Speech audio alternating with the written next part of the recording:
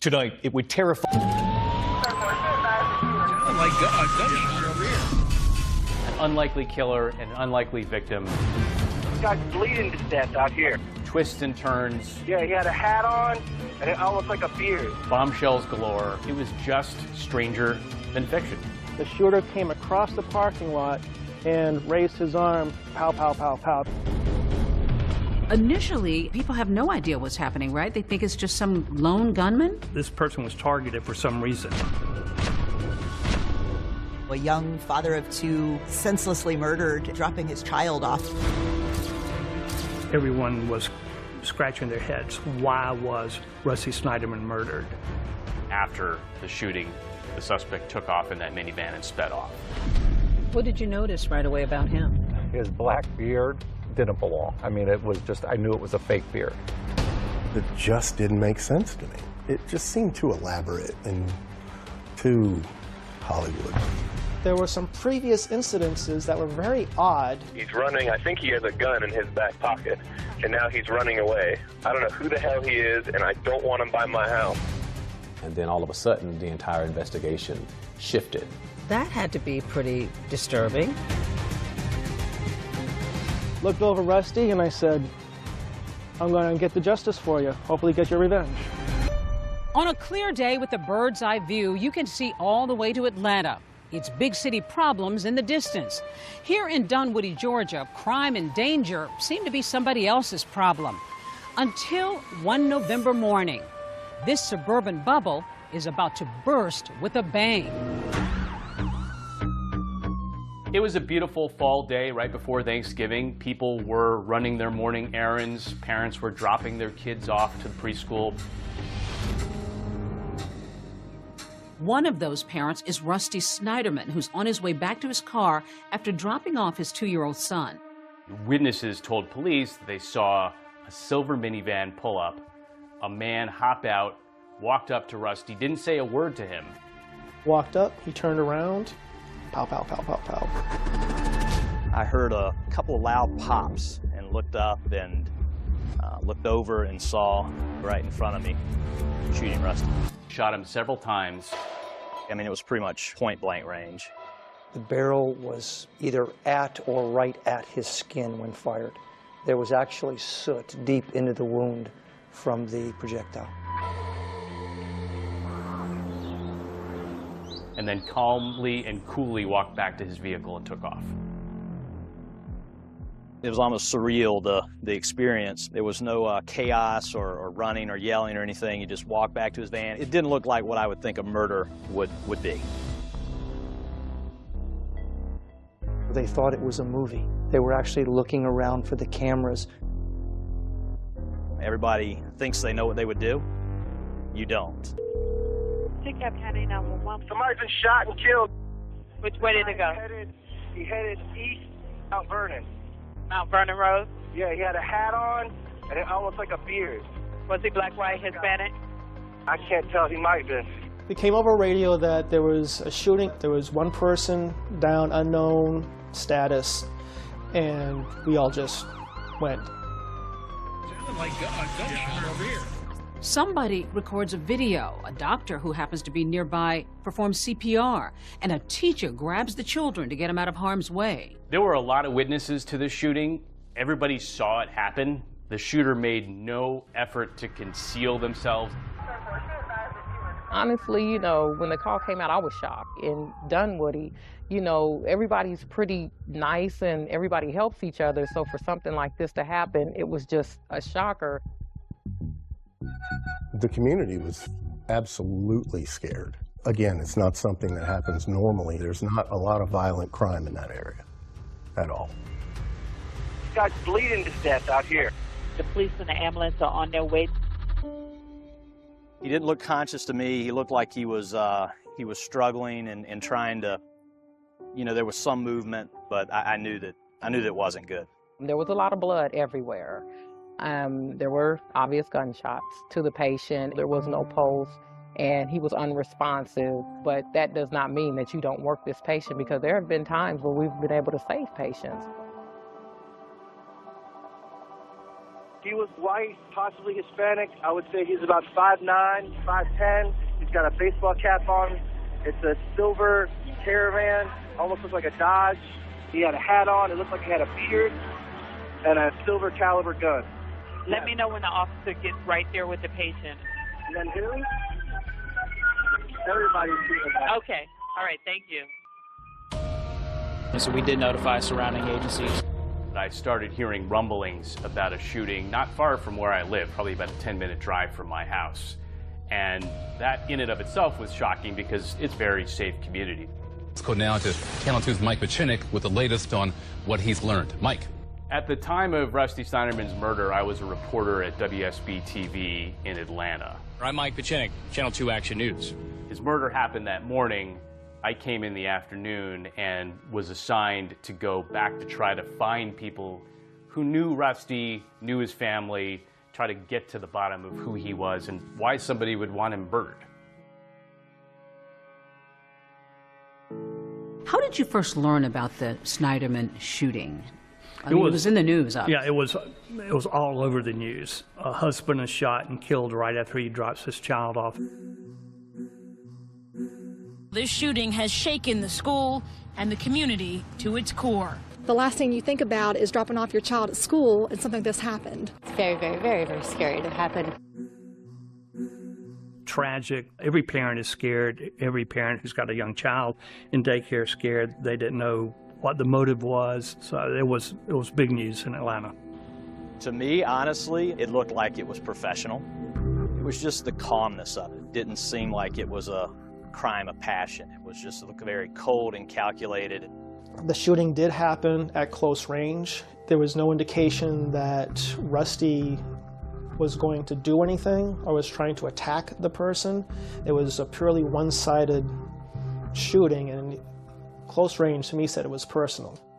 Right now, they are out actively searching for the man that shot this father. Rusty Snyderman's car was parked right there where you see that orange spray paint. Well, it looks like a hit, you know, happened in broad daylight with witnesses around. I absolutely didn't believe at any point that it was a random shooting. It was somebody that looked like targeted him on purpose. In the time it takes to count to 4, the innocence of a schoolyard, backpacks, snacks, goodbyes, shrouded in gun smoke, and now mystery. The school and several of the businesses in this complex do have security cameras. Dunwoody police tell me right now they are actively looking at that video to see if they can get a better description of the suspect. Initially, people have no idea what's happening, right? They think it's just some lone gunman? No one could come up with a motive. Random shooting at a daycare center right after a child has been dropped off. This person was targeted for some reason, but nobody knew what that reason was. Still ahead, the clue you couldn't miss. What did you notice right away about him?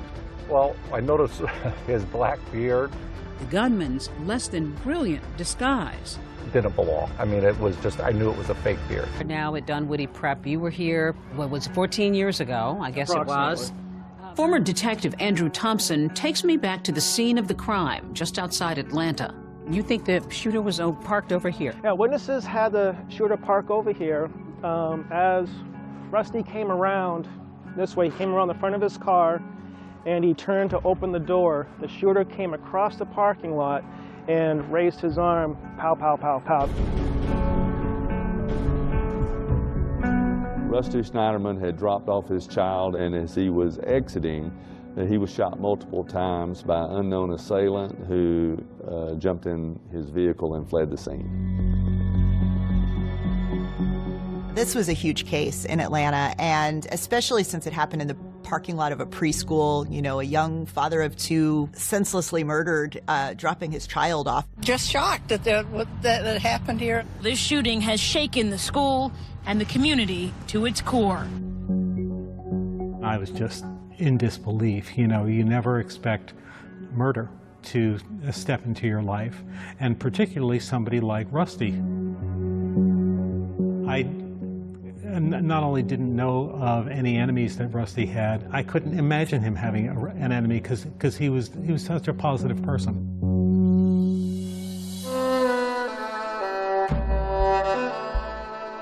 was my first homicide. I didn't really know what to expect when I came up, but I just clicked right into professional mode and remembered all the steps that I needed to take that I learned back in the academy. You start organizing, you start putting things in motion for witnesses and evidence, but you do something unusual. You bend down to the victim. Yeah, after I got everybody where I thought they should be and got the base information, I came back over and I looked over Rusty and I said, I'm going to get the justice for you. I'm going to get this guy and hopefully get your revenge. I wanted to assure him that I was going to do the best that I could to bring the killer to justice. And I said, have faith. And I went and started doing my job. I was tasked with going back and trying to just dig into the family a little bit, find out who they were and where they worked, what sorts of things were important in their lives. He had a very outgoing personality. He was very engaging. He was very funny. He was fun to be with. Rusty always had a lot of friends. That goes to Rusty's personality. You know, Rusty would leave an indelible mark on people. He had a personality that always would, bring you in. And tell me about the family and what you learned later on about them. Rusty and Andrea started dating in college. The two met at Indiana University at a retreat for Jewish students. By all accounts, they had a fairy tale romance, and when they finished school, Rusty got an opportunity to get his MBA at Harvard. They had lived together for 7 years. They'd been together a long time before they got married, and she was just part of the family then. They were a good team. She presents very warm, gives you a huge embrace. So, yeah, I had a good feeling about them. They had a good marriage. They had 2 young kids. They had a beautiful home. They had a wonderful life. They had a lake house where they spent their weekends. I've never seen him happier than being a dad. He was a big kid at heart himself, and he just adored his kids. He was so natural. He just naturally had the skill to connect with them, and he would sit on the floor and play with them. And not everyone has that natural ability, but he really did. Rusty is getting a lot more time with the kids because Andrea has taken a demanding new job. There's lots of travel. Florida, Colorado, even to Europe. She was feeling good about it. I think she liked it. I think she was challenged. It was a good change for their family, so I was happy for them. Police begin to look, of course, at the family as they begin to investigate this case. What did they discover about the couple? Are they happy? Are there struggles? There was no indication of any strife in the home life. They were your typical successful, upper middle class, hardworking couple. Now investigators turn back to that security camera video of the bearded killer in the minivan. The key point of evidence we had was the daycare has a camera there that overlooks the central parking lot. And that was the only visual that we had of the suspect's vehicle driving around once, then coming back around again. It's a silver Caravan, almost looks like a Dodge. He had a hat on, it looked like he had a beard, and a silver caliber gun. Witnesses told police that they saw a silver minivan pull up to the scene, and after the shooting, the suspect took off in that minivan and sped off. 2 odd things about that van. 1, witnesses say the license plate was missing. And 2, when detectives rewind, they see that same minivan cruising the parking lot an hour before the shooting. So that morning, you pull in right here? Yeah. Larry Minogue was dropping off his son that morning. It was about an hour before the shooting. As I was pulling into the parking lot, I noticed a van going in front of the building. What did you notice right away about him? Well, I noticed his black beard, and I could tell, as far as how dark it was, that it didn't belong. I mean, it was just, I knew it was a fake beard. Larry says he even scolded the man. I just looked at him and said, you don't belong here. You shouldn't be driving through this part of the parking lot at this hour. Did he acknowledge you? No. Only later that morning does Larry realize that he'd come that close to a killer. I hear it on the radio. And my first thought was, oh my gosh, I think I saw that person. That had to be pretty disturbing. Well, it was, and then I just called the Dunwoody Police Department and they said, can you come by?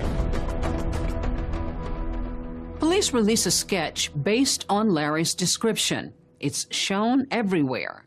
The thing that really struck me was they all noted that this was a really strange-looking beard on the suspect and that it looked fake. Some people described it like an Abraham Lincoln beard. Yeah, he had a hat on and it almost like a beard. A manhunt now underway for the bearded killer. And why was Rusty Snyderman calling 911 just a week before his murder? Was there an earlier attempt on his life? He's running. I think he has a gun in his back pocket, and now he's running away. I don't know who the hell he is, and I don't want him by my house. Everyone was scratching their heads. Why was Rusty Snyderman murdered? They were really focused on chasing down any lead they got because at the time they had no credible information as to who had done this. We got a lot of leads. Everybody was fielding phone calls for leads, and because you put something out like that, especially where the public is very interested, and you're going to get a lot of calls. In fact, a detective from across the country calls to compare notes about his case involving the murder of a Jewish woman just 2 days before Rusty's killing. One of the most prominent publicists to the stars, Ronnie Chasen, was murdered, shot behind the wheel of her Mercedes in Beverly Hills. Investigators are working on the theory that this was a planned attack. The detective from Beverly Hills, California, gave me a call, and he was working a case that also involved people from the Jewish community, and he thought it was worthwhile for him to give me a call to see if there might have been a connection. I know I got a call from the sheriff of a local county, Putnam County, that had a couple that was killed at their lake house. And so he called to see if there was some kind of connection. Of course, you know, there was no connection. So it does bring out a lot of those kind of maybe similar cases that people are, you know, searching for a lead on their case. Then there's the tip from a woman so convinced she spotted the man in the sketch that she follows him. When police put out the picture of the minivan and the composite sketch of the shooter, a woman at a nearby grocery store thought she saw the killer and started taking pictures to try to help police catch this person. According to police, the woman tails the man into the store and back out into the parking lot, secretly snapping photos with her phone. And as it turned out, it was not the killer. He had an airtight alibi. With any investigation, they always want to start by finding out whatever they can about the victim. And so in this case, they dug into where Rusty had worked, what sort of business ventures he was involved in. We spoke to his business partners. Some detectives thought the murder looked like the work of a hitman, a murder for hire, possibly related to one of Rusty's past jobs. We also looked into his wealth management job that he had briefly.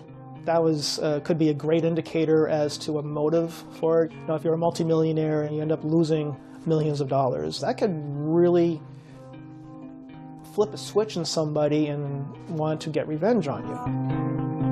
Police quickly realized that this was not a business deal gone bad. They had no evidence to show that Rusty owed anybody money or that he had mishandled anybody's finances, so they pretty much put that to bed. It just didn't make sense to me. It just seemed too elaborate and too Hollywood, if you know. And Rusty's not the kind of guy that's going to get in any kind of trouble. No criminal history, no anything. Then this puzzling revelation. In the weeks before he was killed, Rusty Snyderman had called the police for help, not once, but twice. If they can have emergency 911, what's the address of the emergency? There were some previous incidences that were very odd. About a month before Rusty Snyderman was killed, something strange happened at his house. My garage door suddenly opened. We're concerned there may be somebody in the garage or in the house. My wife and I are both upstairs and my kids are in bed. They were panicking a little bit that somebody was trying to break into the house. Okay, relax. There's nothing to freak out about. The police are here, Andrea. Then, about a week before his murder, Rusty calls 911 again. This time, it's more serious. There was another incident where Rusty was starting to leave his home to go about his day, and he saw somebody behind his air conditioner on the side of his house. And he notices a gentleman laying down beside his house. When he confronted the guy ran away down towards the end of the cul-de-sac. He's running. I think he has a gun in his back pocket, and now he's running away. I don't know who the hell he is, and I don't want him by my house. In the middle of that call, you can hear Rusty pausing to attend to his son. I know, but I didn't get your water bottle. I'm sorry. He was wearing a hat and earmuffs, black mustache. Odd, sure, but a lot of people own guns, and so that's not a direct indicator that the person was looking to kill Rusty. Police respond to both calls and investigate, but no arrests are made. It's another clue as part of our investigation, trying to determine, is that related to the fact that he was shot, or is it unrelated? You know, we don't know at that particular point in time. About a month after the murder, investigators catch a break, uncovering the biggest clue in this entire investigation. A 4,000-pound clue, essentially. Yeah. That was probably the biggest clue they had in terms of figuring out who did this. And that's, you know, probably, as far as leads go, our top leads. And then all of a sudden, the entire investigation shifted. When they hit on that, that ended up being a goldmine for them. Words. But Police Chief Billy Grogan and his team will settle for just one clue hidden in those crime scene photos. Anything that leads to the man in the sketch, the black-bearded killer who shot Rusty Snyderman and then escaped in a silver minivan. Any sort of serious crime like this, you know, you start with the closest people to the victim and work your way out. Investigators speak with Rusty Snyderman's wife, Andrea, several times. Do you know anybody that drives a silver minivan? No, I don't know anyone else that owns a silver minivan. When they begin looking into this case, police talk to Andrea. What do they learn from her? Andrea is totally baffled. She doesn't know who would kill her husband, why her husband would be killed. She's very distraught. So the day after the shooting, Detective Thompson is asking Andrea to try to think of anybody who would have done this. Maybe an enemy of her husband? Somebody with a romantic interest in her? Has there been anybody recently, when I say recently, within the past year, that has expressed an interest in you? Yes. Who?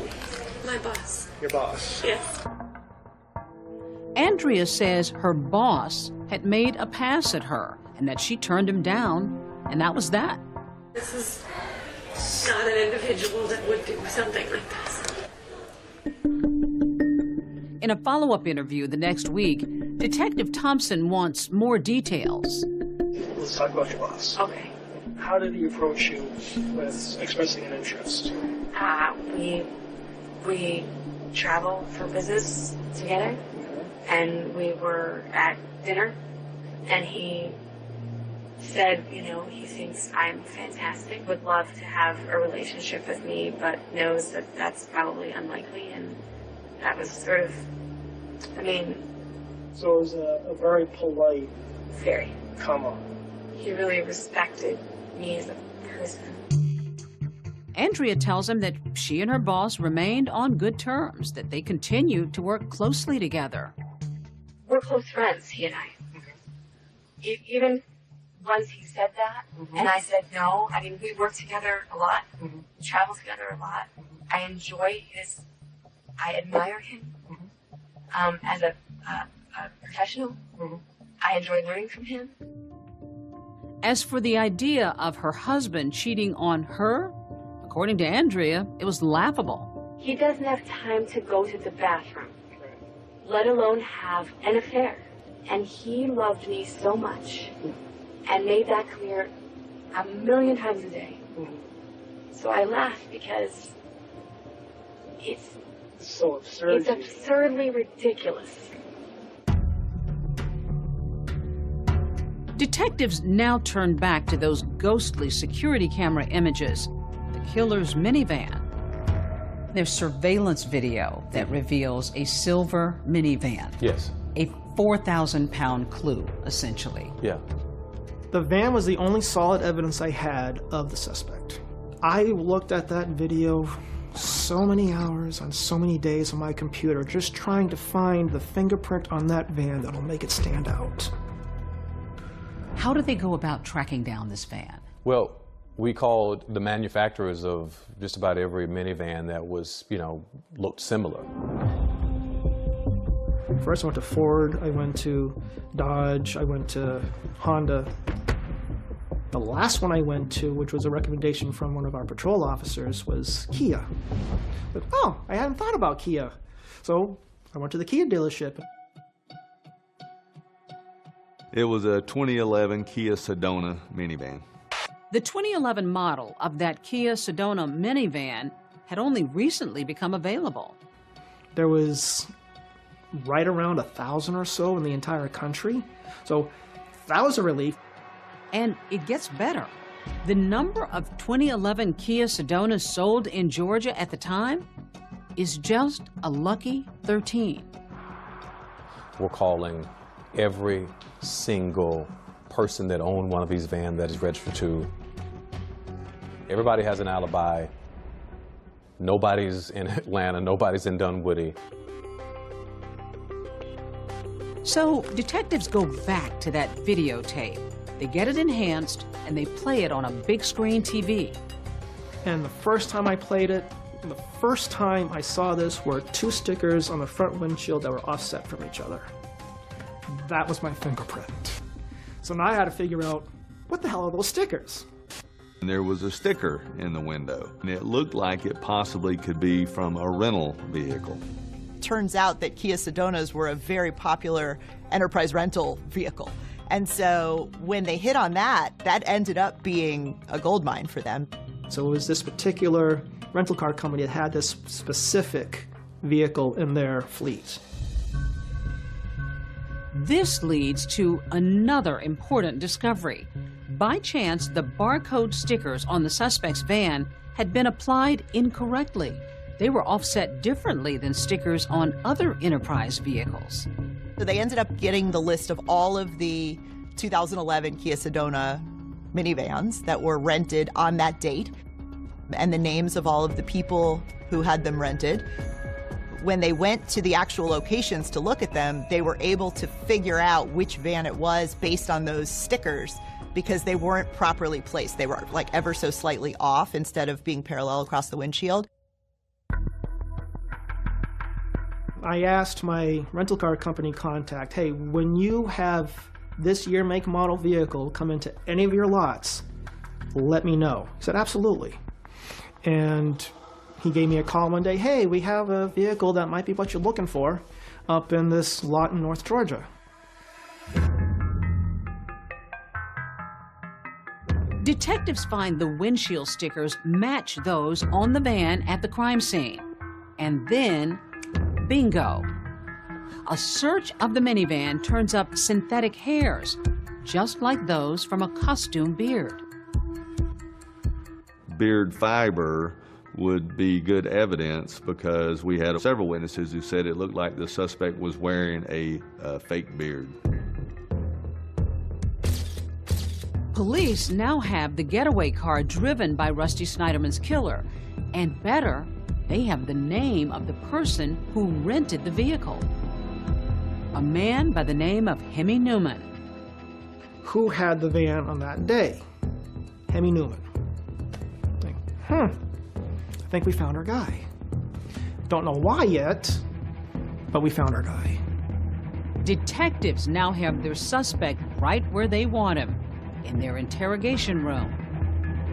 It's as if I'm a suspect. You're a suspect? Are you a suspect? Minivan, the man suspected of shooting Rusty Snyderman, is Hemi Newman. It's a name that doesn't ring a bell with police at first. Now, we were hot on the trail of Hemi Newman. Now, we had to find him. We had to talk to him, see what he wanted to say. And detectives do what anybody else might do. I Googled his name and found his LinkedIn resume. Surprisingly, the suspect, Hemi Newman, is a big executive at GE in nearby Marietta. Then lead detective Thompson gets a call from his bosses. It's like, hey, we have Hemi. We're going back to the precinct. Meet us there. Great. So I rushed back to the precinct. By the time I got back, the sergeant and lieutenant were already in the interview room talking to Hemi. Not many suspects bring an iPad to an interrogation room, but this one did. You okay? What? You all right? It's unnerving to be in a room like this. At the time, the Dunwoody Police Department is in an office tower, the kind of building where ordinarily an executive might feel right at home. I want to get into the incident with Rusty on that day, November 18th. You don't expect an executive with GE to be in our interview room, being interviewed about a homicide, but yet he was. Listen, I'm going to talk to you about the day of the shooting, but as everybody else, I'm going to read you your rights on it. Your Miranda rights. Do I have to worry? I don't think so. I'm not worried.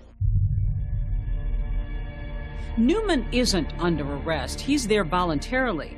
But when police read him his rights, he hesitates. You understand? Do I need a lawyer? Do you need a lawyer? I don't know. I'm asking you. This is what you need to ask yourself. These questions, do you feel like asking you questions about Rusty? Do you need a lawyer? No, not at all, but I you're have reading me this, and I've never been in a situation like this. The two detectives that were in there, him and another one, were obviously playing off each other, trying to get what they could out of Hemi Newman. In the beginning, we wanted to see why he had the van. I mean, this is not rocket science. You're a smart guy. You're not signing away your mortgage. No, I'm not signing away my mortgage, but this is very uncomfortable. You're in the business world. You see papers all the time. I know, but you read Miranda rights, and it seems like it's as if I'm a suspect. I know you're a suspect. Are you a suspect? I don't think I need to be a suspect. I shouldn't be a suspect. There's no reason why I should be a suspect, but you're reading me my rights. He was very calm, unusually calm. I want to know what happened on the 18th. I got to know. Okay, and I was at work. I think he was trying to find out what we knew as much as we were trying to find out what he knew. Do you know why I'm calling you? For help. I know. So you answered my call. Back. Right, to help. Okay. But and getting rid of your Miranda rights isn't help. It's saying we can hold anything against you, and I don't know. Initially, it's gathering a lot of information, but then it gets into the whole crux of the matter, and he's not admitting anything, denying it. Hemi, this is what we got. We got that van on video the day Rusty shot, and I swear, the more I look at you, the more I see the person inside that van. I'm giving you every opportunity, man. I don't think things should have happened that way. You've got a heart and you've got a soul, man. You're not a criminal. Things just go wrong. Executives are used to long meetings, but not like this one. A tiny room, one table, two detectives, a fuzzy video camera. It goes on for 5 hours. You're here because that van was there. We know where. It was over there where Rusty got shot. Listen, look at me and don't doubt me. I'm telling you what happened. You got to admit to yourself what happened with that van. I'm telling you. You were there when Rusty got shot. Now, Hemi, you were there. I know you were. Hemi. How do you know I was there? Because it's on video. That van is on the video. The van was there. I've got it on video. You're at the parking lot. You're there with Rusty. The question is, why'd you shoot him? Why did it have to get done that way? One investigator leaves the room and then comes back with photos of that rented minivan caught on camera at the crime scene. This is the van, okay? And that's your van. I don't know what to tell you. I'm telling you that Hammy,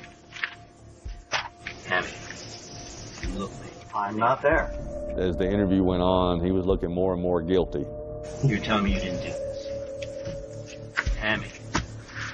I was not there. Hemi Newman admits that he had rented a 2011 Kia Sedona on November 18th, but he denies that he drove it to the daycare and murdered Rusty Snyderman.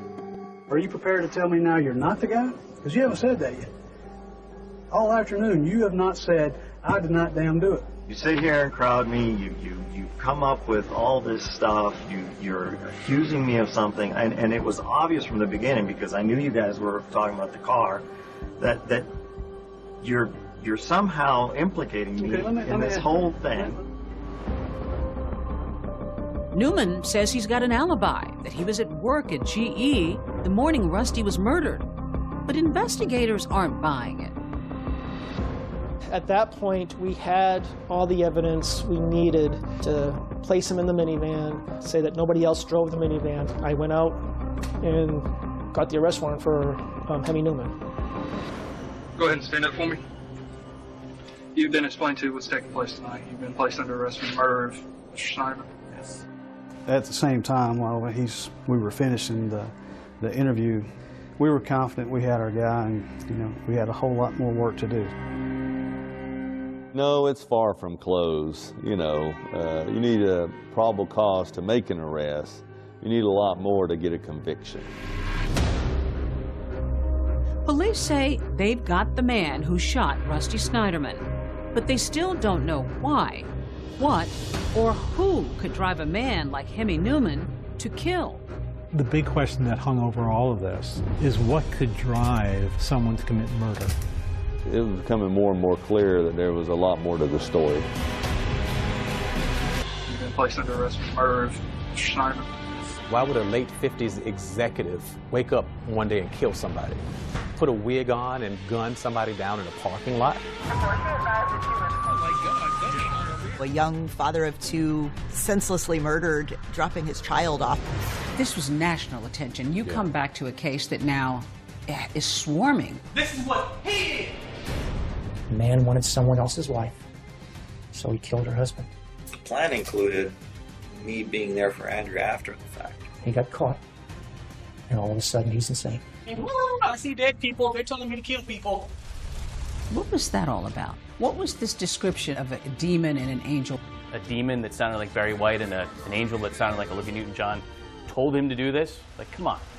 We're talking about a self-proclaimed delusional individual who killed my husband. How does she come across? Not like a grieving widow. Andrea Snyder, adulterer, liar, and master manipulator. Where is the evidence that she was a party to the murder of her husband?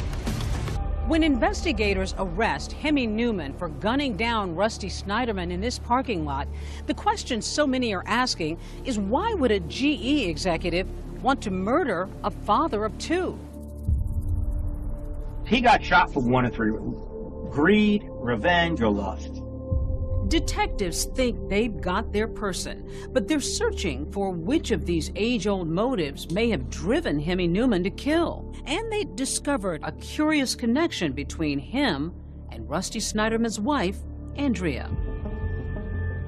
What's your relationship with Andrea? Andrea and I are friends. Hemi Newman was Andrea Snyderman's boss. That same boss that Andrea had mentioned to investigators. How did he approach you with expressing an interest? He said, he thinks I'm fantastic, would love to have a relationship with me, but knows that that's probably unlikely. You can only imagine our surprise, when we have the paperwork from Enterprise and Google your name and you're her boss. During the interrogation with police, they pressed him on the nature of his relationship with Andrea Snyderman. I find her attractive, and I indicated that to her. Then I said, I'd like to continue to develop the relationship. And she basically said, no, I'm committed to Rusty, and that ain't gonna happen. They began to learn that Hemi Newman's marital life was not great. In fact, at the time of the shooting, he had moved out of his home. Problems in his marriage and Newman's attraction to Andrea Snyderman. All of this and a potential motive for Rusty's murder begins to take shape for police. Jealousy gets in the heart. Envy takes over. The mind starts working. And that life looks a hell of a lot better than mine right now. Hemi Newman may have confessed to his feelings for Andrea Snyderman, but when it comes to a confession about his connection to the shooting, that's a different story. I was not there. I did not pull the trigger on the gun just for Snyderman. At the end of the interview, our detectives arrested Hemi Newman. You're arresting him? That's what I'm saying. After his arrest, Newman pleads not guilty to a charge of malice murder. Myself and a detective went to Andrea's house to deliver the news that we had arrested the person who killed her husband. We made an arrest on the case. Are you serious? We have. Do you have the person in custody? Tell us anything else. Who is it? It's your boss. Are you kidding me? Please, no. Sorry to tell you, but it is. Oh my God. Oh my God. The Dunwoody police called me and said, we've made an arrest. And so I said, who? As soon as I knew his name, it just made my skin crawl. The murder trial for Hemi Newman, the man accused of murdering a father outside his child's daycare center in Dunwoody, is moving fast on this very first day. All eyes are now on courtroom 5D here in the DeKalb County Courthouse as Hemi Newman's trial is about to begin. But before opening statements, a big surprise. Newman now admits that he killed Rusty Snyderman, but says he's not guilty because he was mentally ill when he committed the crime. All right. All right, you may be seated. The state may proceed with his opening statement. Boil it down to a sentence. The man wanted someone else's wife, so he killed her husband. He got caught. And all of a sudden, he's insane. At this point in time, the defense will have an opportunity to give you their opening statement. This case is not about what happened. We know what happened. This case is about why.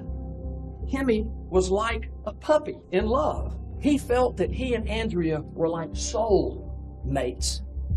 Even though Hemi Newman has now admitted to firing the gun that killed Rusty Snyderman, prosecutors still need to lay out their case. So they begin by tracking his movements the day of the shooting, beginning with his morning at GE before sunrise.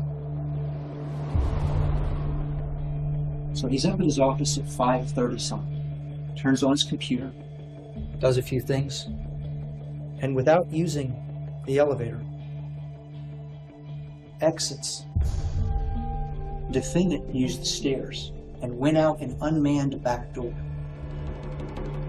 The cameras in the employee parking garage, they caught the defendant leaving in the silver Sedona Kia van.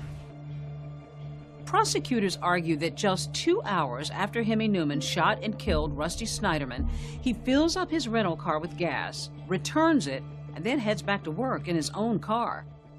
We even got video of him dressed the same as he arrived that morning. Chris Lang, CHRI. Then prosecutors call Chris Lang to the stand. He was in the parking lot that morning, and in a dramatic display, DA Robert James demonstrates how Snyderman was shot. There's a person that just comes out of nowhere and shoots him several times. If you're laying on your stomach, okay, with your head towards me, okay. From where you are there, the shooter would have been right here. We never did find the weapon that was used, but I guess we had the next best thing. Say your spell your name for the record. My name is Jan Da Silva. Jan Da Silva was important in the trial as well. Yeah, Jan was able to connect the dots because we could show that it looks like he committed the murder, but we didn't have a murder weapon. Can you tell us where you actually listed the gun? It was a website. Mr. De Silva said he had sold a Bertha .40 caliber Thunder pistol. I showed him the lineup, and he immediately identified Hemi Newman as the person he sold the gun to. Do you know who the person was that contacted you? Yes, sir. What was his name? Hemi Newman. I asked him, do you still have the test fire casing that comes with the gun when they sell it to you? Typically, after somebody buys a gun, it comes with what's called a test fire casing, a spent bullet that essentially proves that the gun has been tested and works properly. Jan De Silva said he actually had given that casing to his girlfriend, and luckily for investigators, she still had it. Prosecutors say that souvenir shell casing matches the bullet casings found at the crime scene, linking the gun to the murder. What would have been about a week after he sold the gun to Hemi, Hemi came back up to the restaurant where Jan De Silva was working as a valet. He started off by saying, don't ever have a mistress. Don't ever have a mistress? Yes, sir. And Newman tells Jan De Silva something else about that gun he'd recently sold him. He told me he just touched it on the Lake Lanier, and that it was okay because he made sure that it was touching somewhere where nobody can find it. What does this all begin to tell them about Hemi Newman?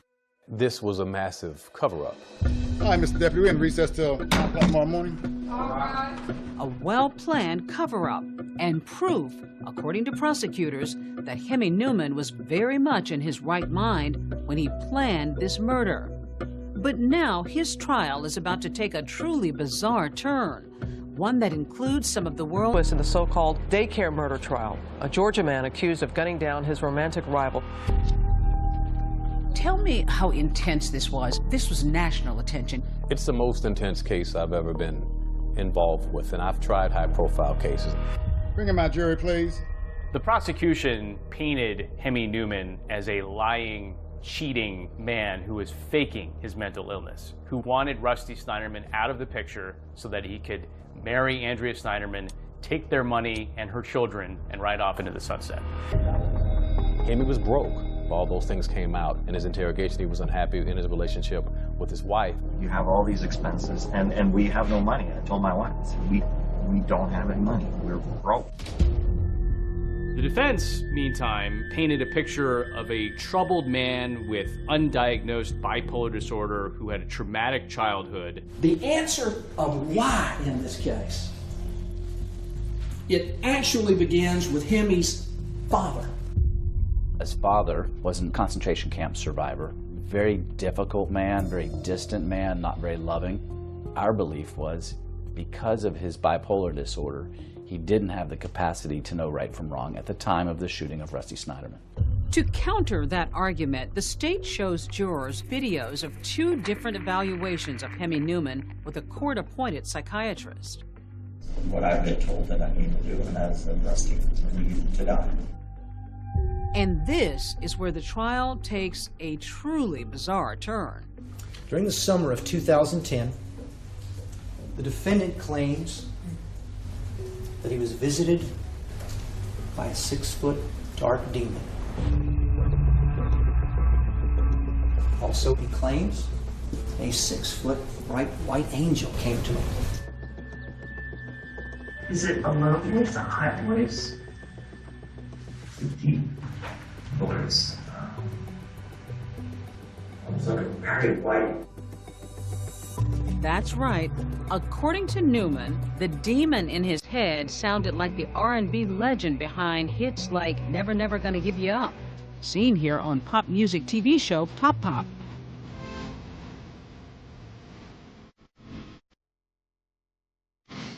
Then there's the voice of the angel. The Australian Clayton Grease, what's her name?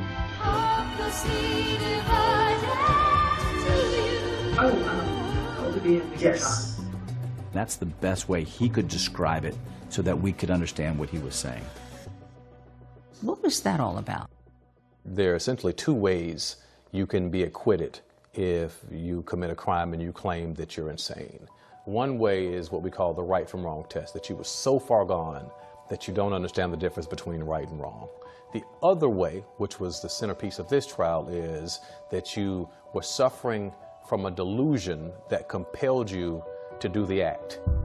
When he comes, I think he's real. Okay. Do you think he's real now? Or what do you think he is? Now, you know, talking to you and sort of analyzing it. Yeah. Probably not. Hemi Newman's defense says that part of his psychosis was a belief that Rusty Snyderman's children were actually his, and that he needed to kill Rusty to protect them. The plan included me being there for Andrea after the fact. Okay. It wasn't only killing Rusty, but also the protection and being there for the children.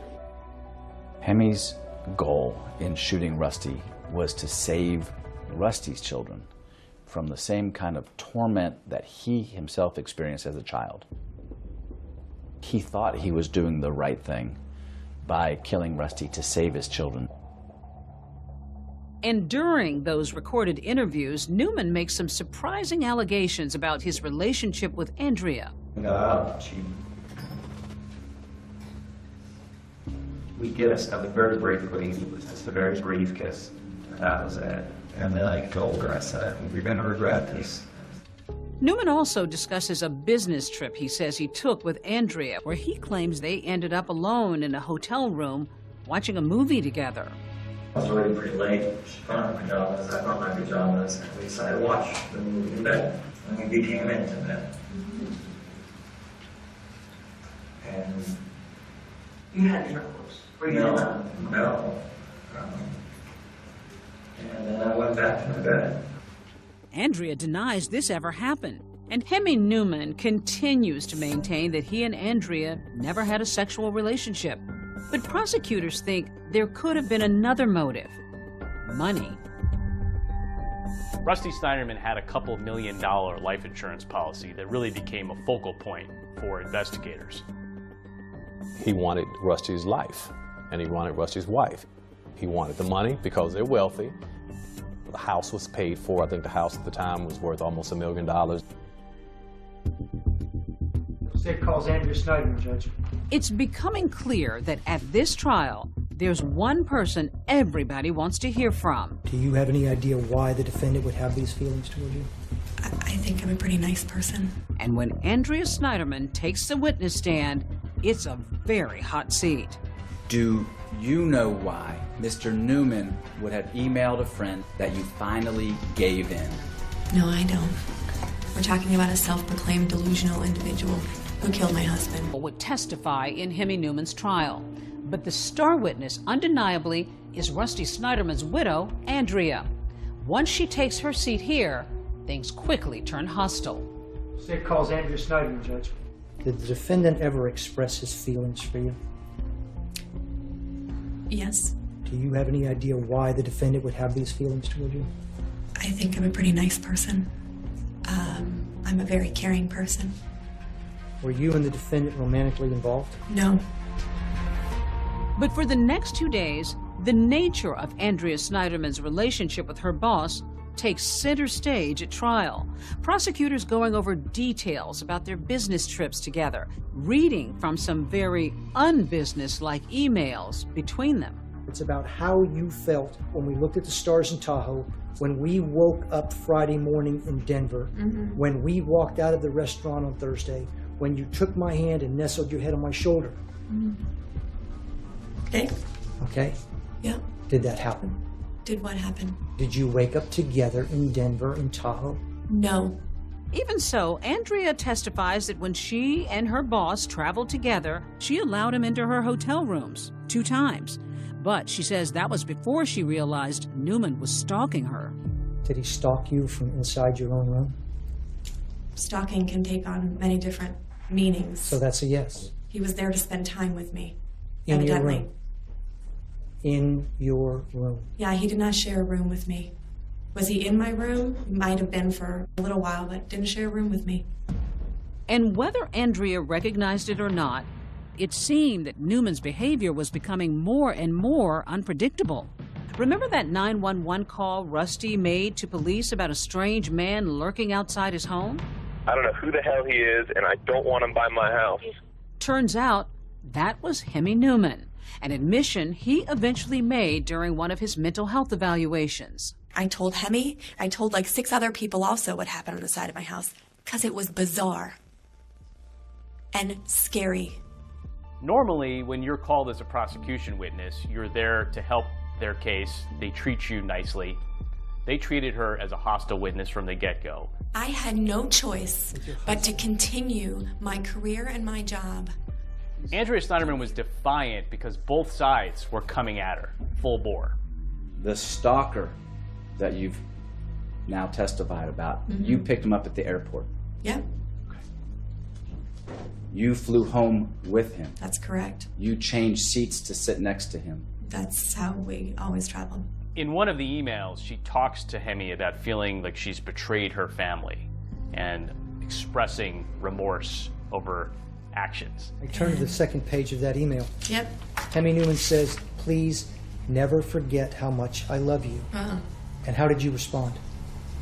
I know, but so do other people. I betrayed them all. I'm not sure how to deal with that for now, but my burden, not yours. What happened in Greenville, man? We were holding each other's hands, and that's it. It may sound worse than it is, but to me, that was a betrayal. So you're repenting in the email, at least, from holding his hand? Yep. She was pushing back on these allegations, and she wanted people to know unequivocally, I had nothing to do with this, I didn't have an affair, I didn't betray my husband, certainly didn't want him dead. Do you know why Mr. Newman would have emailed a friend that you finally gave in? No, I don't. We're talking about a self-proclaimed delusional individual who killed my husband. No, I don't question anything that he sent to anyone. Here you have this widow of the victim adamantly saying that something did not happen, and yet both sides, the attorneys, were arguing that it did. One witness after another takes the stand to testify about what they claim was the nature of the relationship between Hemi Newman and Andrea Snyderman. The jury even hears from a bartender in South Carolina who recalls serving the pair. What stood out most was that he kept spinning her around to the salsa music. I know at one point she kind of was dancing for him. He pulled her back, groped her. They were groping each other, I know, because I kind of turned away. At any time did you see the parties kiss? Yes, I did. How many times did they kiss? I would say about 3 times. Andrea is also asked about this trip, but says she remembers certain details differently. We had some drinks at the bar, maybe 1, 2. Did you dance? I got onto the dance floor myself. Did you dance with the defendant? He came to join, and there was a time where he reached out his hand and twirled me around, and that's it. Did you kiss him or did he kiss you? No. No. Looking at her testimony, it was sort of hard to remember who was on trial. Yeah. Whether it was Andrea Snyderman or Hemi Newman. Yeah. You all went after her, and the defense went after her. Yes. Yeah. We had to, because we had to establish motive. How does she come across to the jury? Not like a grieving widow. Dishonest, disingenuous, a liar. And there's something else that stands out for prosecutors, something they see as a discrepancy in Andrea's story about the day Rusty was shot. Andrea Snyderman testified she didn't know Rusty had been shot until she got to the hospital. At the time you called Don Snyderman, at that time, did you know what had happened to Rusty? No. Okay. I didn't know what happened to Rusty until I got to the emergency room. Okay. No one told me what happened to Rusty. Rusty's own father and one of her friends testified that she called them to say that Rusty had been shot. She called and said Rusty had been shot. She was so sorry, and that she was going to Dunwoody Prep to find out what had happened. And are you sure that she told you that Rusty had been shot? Yes, sir. She immediately screaming to me that Rusty had been shot, and she didn't know if he was dead or alive, and she was on the way to the hospital. Again, Andrea denies that happened. And that same friend also testified about what she knew about Andrea's relationship with Hemi Newman. Did Andrea admit or deny an affair with her boss at that time after the murder? Denied it. Based on all the time you've known Andrea, based on your observations of her, her mannerisms, when she told you no, did you believe her? No, but my heart really wanted to. And when Citron leaves the stand, there's another unforgettable moment in the courtroom. Andrea went up and hugged her friend, who had just testified that she didn't believe her when she said she wasn't having an affair. So it was very strange. It was so jarring that the attorneys made a motion to have her removed from the courthouse, and the judge obliged and barred her from the rest of the trial. With all the allegations swirling around Andrea Snyderman, the question so many are asking, is the grieving widow on her way to becoming a criminal defendant? It's clear to me that Andrea's covered in Rusty's blood. Everybody was wondering. Hemi Newman, to kill a man outside of that Georgia daycare depends on who you believe. The murder trial for Hemi Newman is moving fast. The jury could have this case as early as tomorrow afternoon. As prosecutors and defense lawyers begin final arguments in the case against Hemi Newman, the two sides have one thing in common. They're scathing accusations against Andrea Snyderman. Both sides claimed that she was an evil woman who played a role in her husband's death. Either the angel and the demon were talking to Hemi and telling Hemi to kill Rusty, or the demon that he was cheating with. The gun, in this case, was in Hemi's hand. But the trigger, I respectfully suggest, was pulled by Andrea Snyderman. You had the defense team saying that she knew full well that Hemi Newman had mental illness, and she was sort of pushing him to do this. Even if she didn't expressly say, go kill my husband, her actions led him to do that. Adulterer, liar, and master manipulator. They were laying it all at her feet. Yes. Our theories were very, very close. They were saying she led him all the way up to it, but didn't necessarily plan it. And we were saying, yeah, she was the motive for it, but we believe she perhaps had something to do with it as well.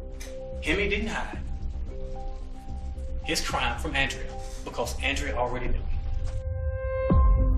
As soon as this murder had taken place, she called Hemi Newman. She calls Hemi multiple times. On her way to the hospital, we thought that that was extremely odd behavior. She told everybody that would listen that Rusty's been shot, but yet she wasn't told until she got to that hospital 2 hours later. The only way she would know that is if he told her. Andrea says she called her boss for more innocent reasons, to tell him that something had happened to Rusty and that she'd left the office. Rusty deserved to be treated with some respect and dignity. He did not deserve to be shot down in the street like some stray dog. Robert James was forceful, he was loud, he would point. This is what he did!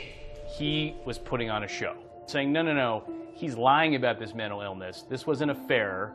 They both wanted him out of the picture. They would have us believe that he's insane because he's having a good time at the club. And Andrea's doing this dance for him, and she's, you know, and they're groping and they're grinding and they're getting it on and they're kissing and hugging. He's having an affair. He's about to go back to the room and do the horizontal mumbo. What man in America wouldn't be like, whoa, I'm about to have sex. It's great. Of course he's having a good time. If that makes him insane, then half the men walking down the street are insane. Nobody is insane that plans a murder this way in the cover-up. He knew he was wrong, and that makes him guilty, that makes him guilty, that makes him guilty all day, every day, because he is sane and he knew the difference between right and wrong. Any minute now, Judge Gregory Adams should bring the jury in for that verdict.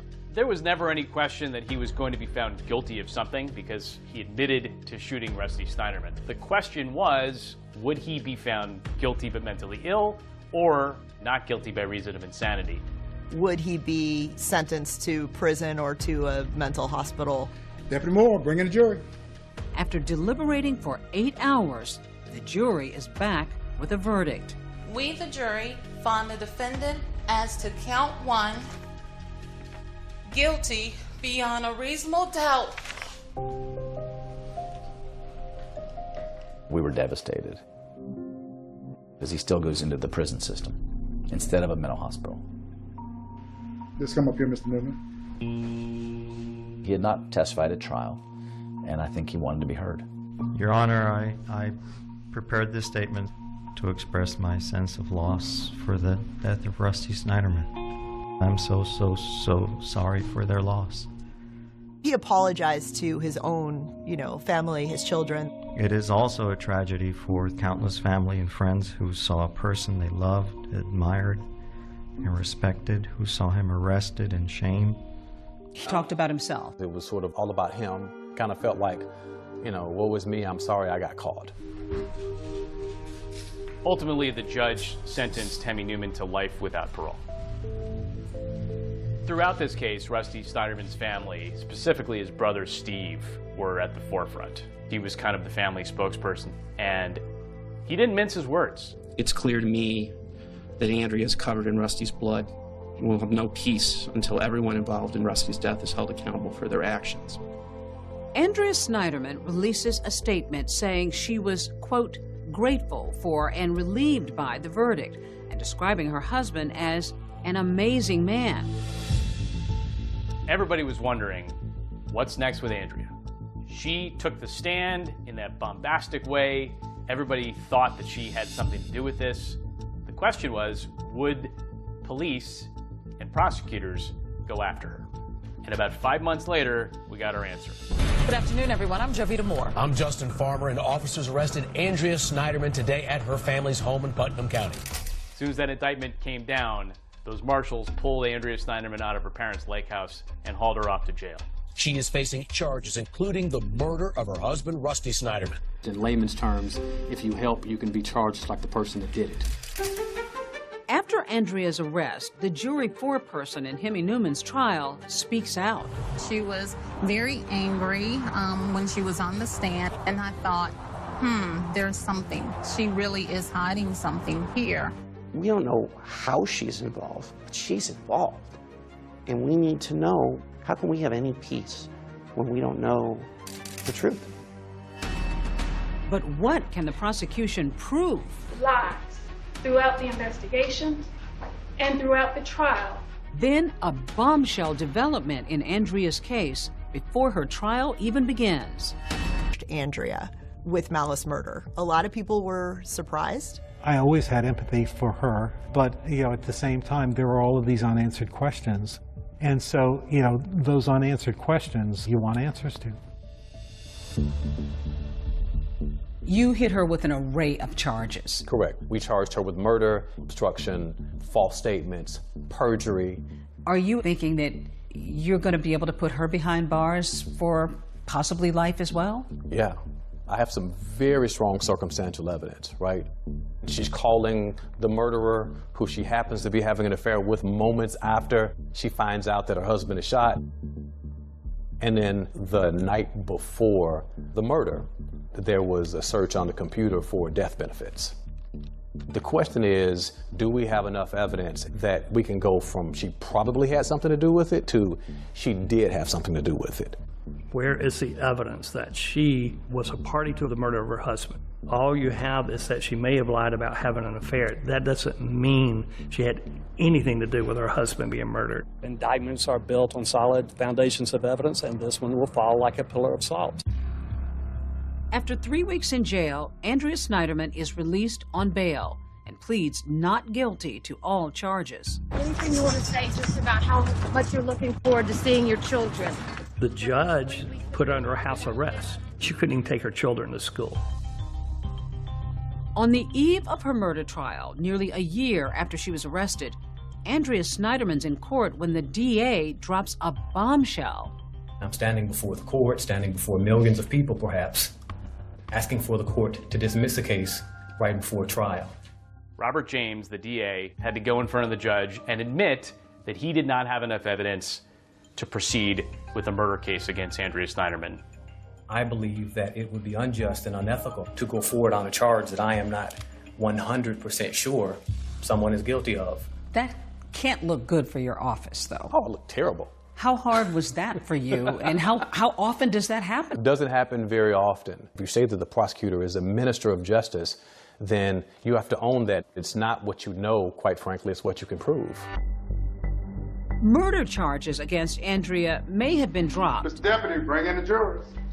But in August of 2013, prosecutors moved forward with her other charges, including lying on the stand and hindering the investigation into her husband's murder. Across the board, we believe that she lied to police and she lied on the stand. She hid evidence and she concealed it. She remained silent.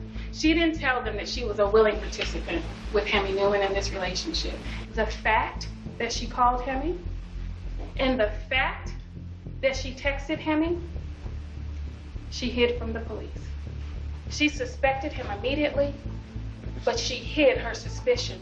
Her husband wound up dead, not because of anything she did. She didn't hide it. She didn't conceal it. She didn't know about it in advance. She did not try to deny the relationship. She gave them his name, and she has cooperated time and time and time and time again. Was there a concern that Hemi Newman might testify against her? I kept thinking up to the day we were going to start trial that we would find out there's this new surprise witness, but that never happened. I was hoping Hemi would point a finger at Andrea to lessen his sentence. He never considered that option. Hemi continued to express his love for her. After 2 weeks of testimony and multiple witnesses, Excuse me, Deputy Garrett, if you could bring in the jury, please. the jury has a verdict. We, the jury, find the defendant, Andrea Snyderman, count 1, hindering the apprehension of a criminal, guilty. Count 2, guilty. Count 3, guilty. Ultimately, Andrea Snyderman is convicted of 9 out of 13 counts against her. Just 18 months after testifying at Hemi Newman's trial, Andrea Snyderman is right back in this courtroom, this time for her own sentencing. She tearfully denies ever having had an affair with her boss, asking the court for leniency. Please let me go home to my kids. Mr. Newman changed my children's lives forever by killing their father. Please don't make them live without their mother. Thank you. She blamed it on him, and she was the victim. She's not a victim. Self-preservation is the only thing on her mind. She lied to her family. She lied to her friends. She lied to us. It was more important for this criminal to protect herself rather than find and convict her husband's killer. We urge you to keep the results of her conduct that led her to lie in the forefront of your deliberations. The judge gave her 5 years in prison, and she's out in 10 months. With credit for time served both in jail and under house arrest, Snyderman is released on parole. And just when everyone thought the final chapter in the saga had been written, a new twist sees a very different looking Hemi Newman's conviction is thrown out. The Georgia Supreme Court finding that there was a violation of attorney-client privilege related to some of Newman's mental health evaluations. The prosecution had no right to subpoena experts that we hired that we did not intend to call as witnesses. A DeKalb County judge set Hemi Newman's retrial. This retrial is expected to last less than a month. Insanity is at the center of Newman's fate. In court, the formerly clean-cut GE executive appears markedly different. Hemi Newman became Orthodox. So when he showed up to court, he was donning the Orthodox beard, he was wearing a yarmulke.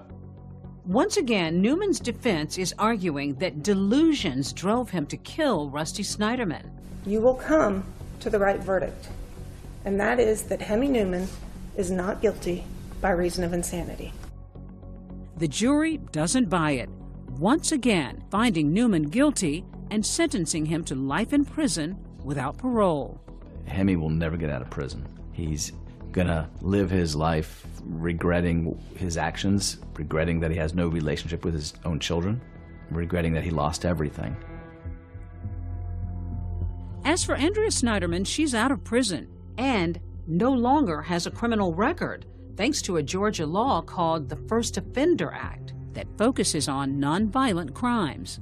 Even though a jury has found her guilty, when a defendant is sentenced under the First Offender Act, as Andrea was, once you have completed the sentence, you have no record.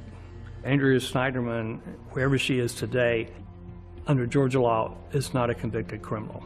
So she essentially is a woman who has a clean record. Yes. Once you have served out your sentence, probation included, then your sins, your crimes are erased from the record. And she wasn't given special treatment. She just wasn't treated any worse than anyone else. It was extremely tragic. There are crazy people out there, and Hemi Newman's one of them. And her path crossed with his, and she will regret it the rest of her life. Rusty was a wonderful brother. He was a great father. Sophia and Ian adored their father, and they were the light of his life. Every single day of our lives, there will be a hole in our hearts, in our lives where Rusty should be. The Snyderman family, they really just at the heart of all of it wanted this to be about Rusty and his life and his love for his kids. And I think that was the heartbreaking part of all of this, is that they were just wanting justice for Rusty. In my dreams, he comes waltzing through the door, just like he always did. We miss him. Every he day. was the light in our life. He had so much more to offer the world. The world is so much poorer because he's not here.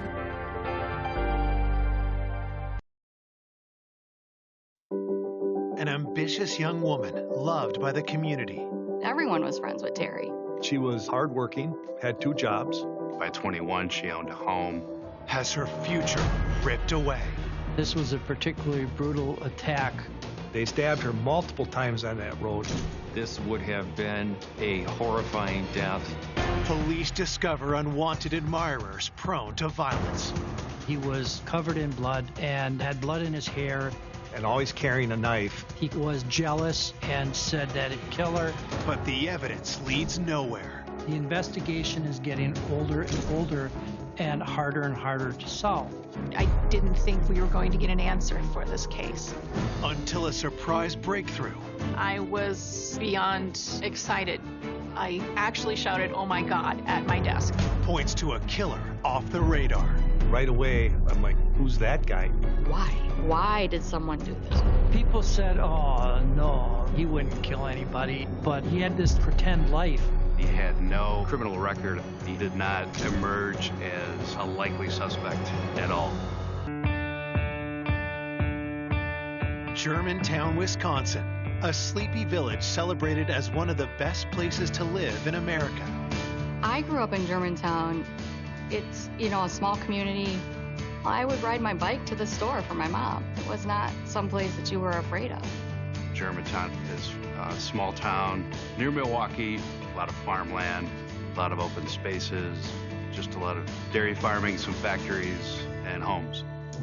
But on May 28, 1999, this bedroom community wakes to a horrific crime. Yeah, we're having a body up here on River Lane.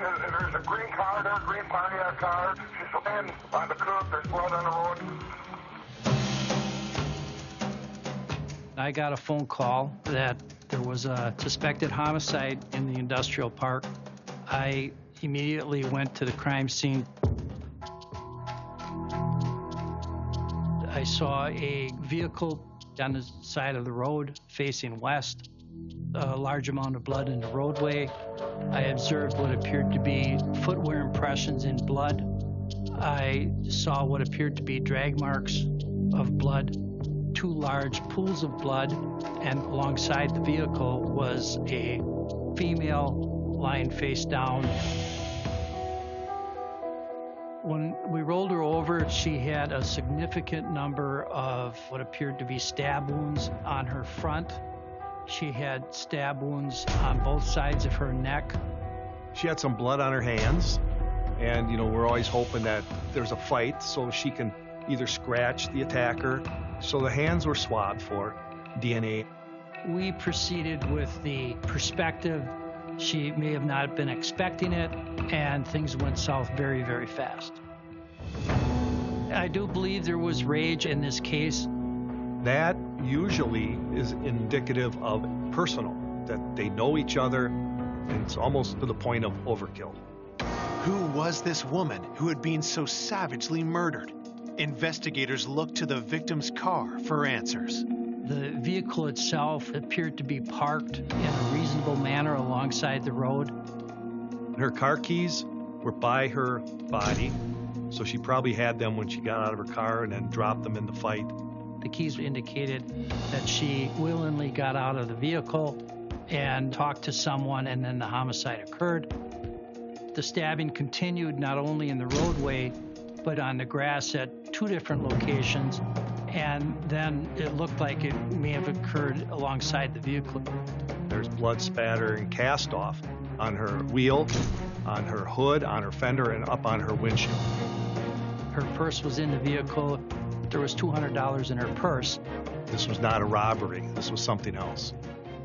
After finding a driver's license, police determined the victim is 22-year-old Teresa Wesolowski. Out on the road, there was tire acceleration marks leading away from the pool of blood in the roadway, as if you put your foot on the accelerator and peeled out, confirming to us that there was another vehicle in front of her where she was more than likely stabbed. Police comb the crime scene, but no murder weapon is found. As detectives try to make sense of what happened to Teresa, her lifelong best friend Michelle gets a call. Terry's brother called, and it was early. Not that it was out of the ordinary, because we were all so close. And so I answered, and he's like, Michelle, Terry never came home last night. Well, I'm going to start calling police departments. And Germantown said, we have her name on file. You'll have to come and speak to a detective. Michelle and Teresa's brother rushed to the station. They had last seen Teresa the day before when she left for work. I'll never forget, the officer was in front of me. And I said, where is she? And he said, I'm sorry, she's gone. And I just remember screaming, someone just told me my friend is gone. What does gone mean? Born in Germantown, Wisconsin, Teresa Wesolowski grew up an outgoing girl with a magnetic personality. Everyone was friends with Terry. We became best friends in 6th grade. And then from that moment on, we were inseparable. We were sisters. There were not many people that called her Teresa. She was always Terry. I think the only time that I remember her being called Teresa was when her mom was mad. When we had done something wrong. It was always just her and I on the playground. I mean, we were just always, I want to say, running the neighborhood, you know? I can't remember a weekend that I wasn't at her house. As she got older, Teresa was fiercely independent, buying a car at 16 and moving out on her own at 18.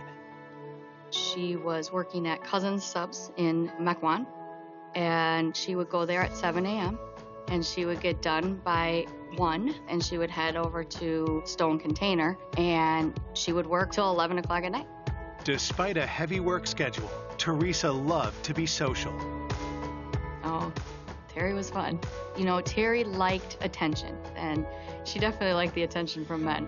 Men just seemed more attracted to her. She was young, she was beautiful. Any guy would have wanted that.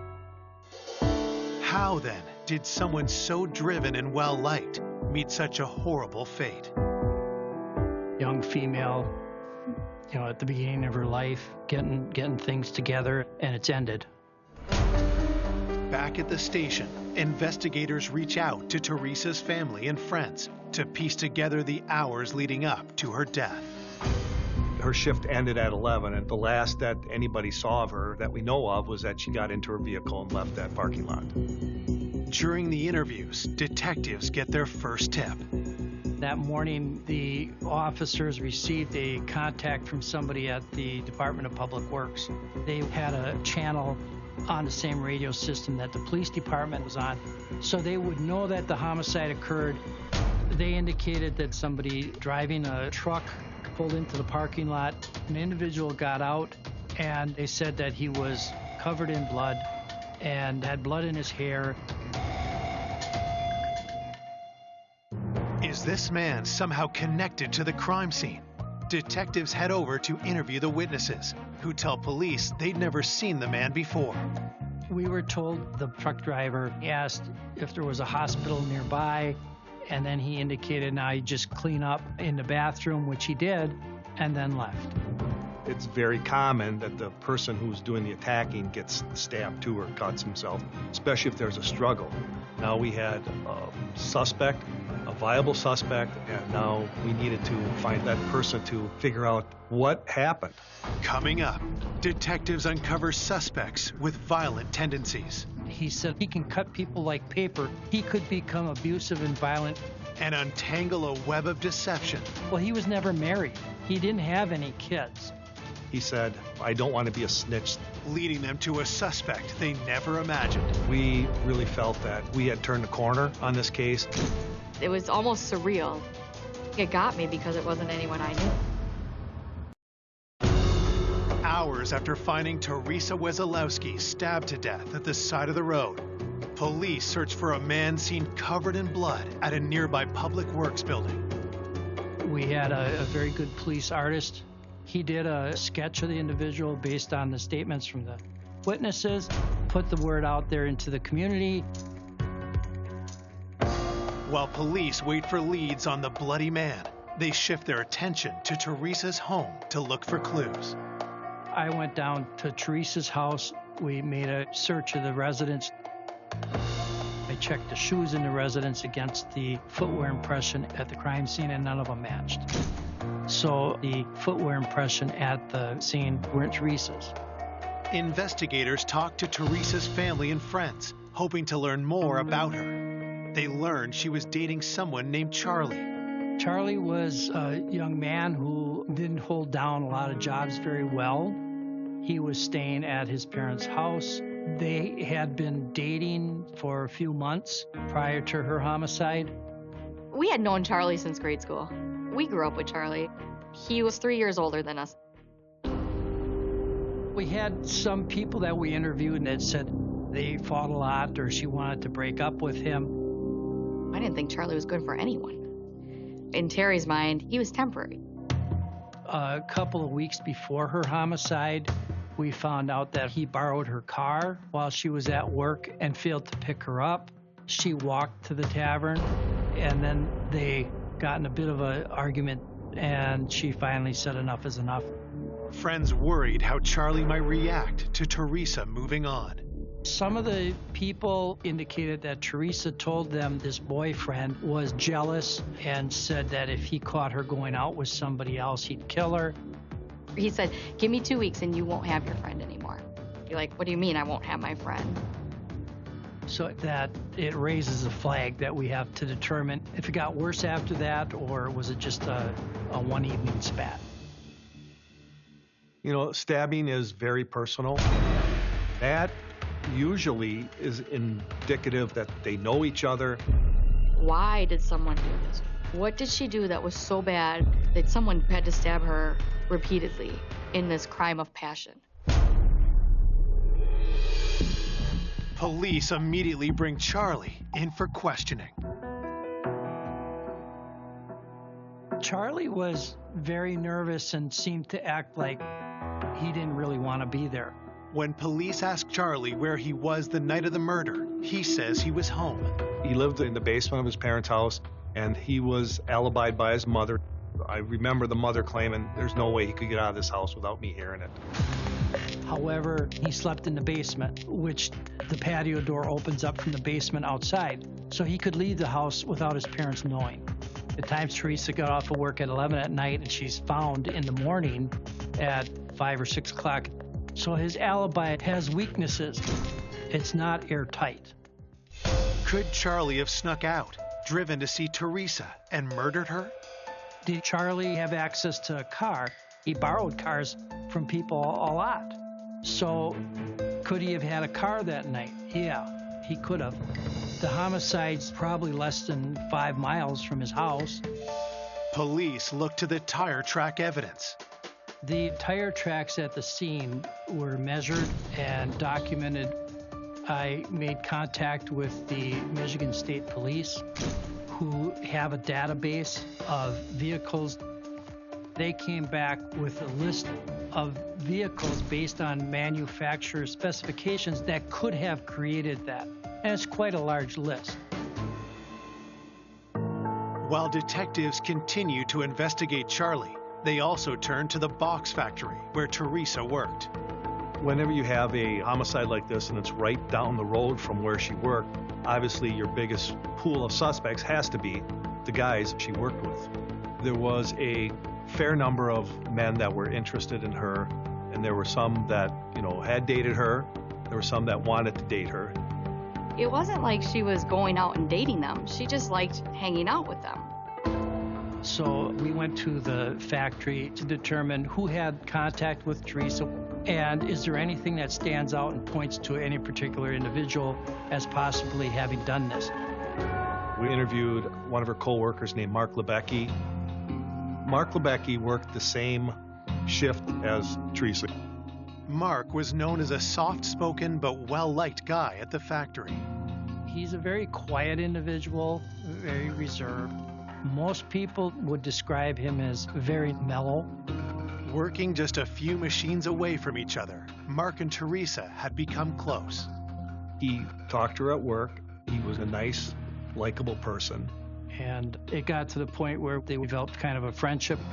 Unlike the men at the factory who wanted to date Teresa, Mark preferred sharing stories about his family. Mark Lebecki told Teresa that he had a couple kids and he kept photos of them in his wallet. He would show them to Teresa, saying, "These are my kids."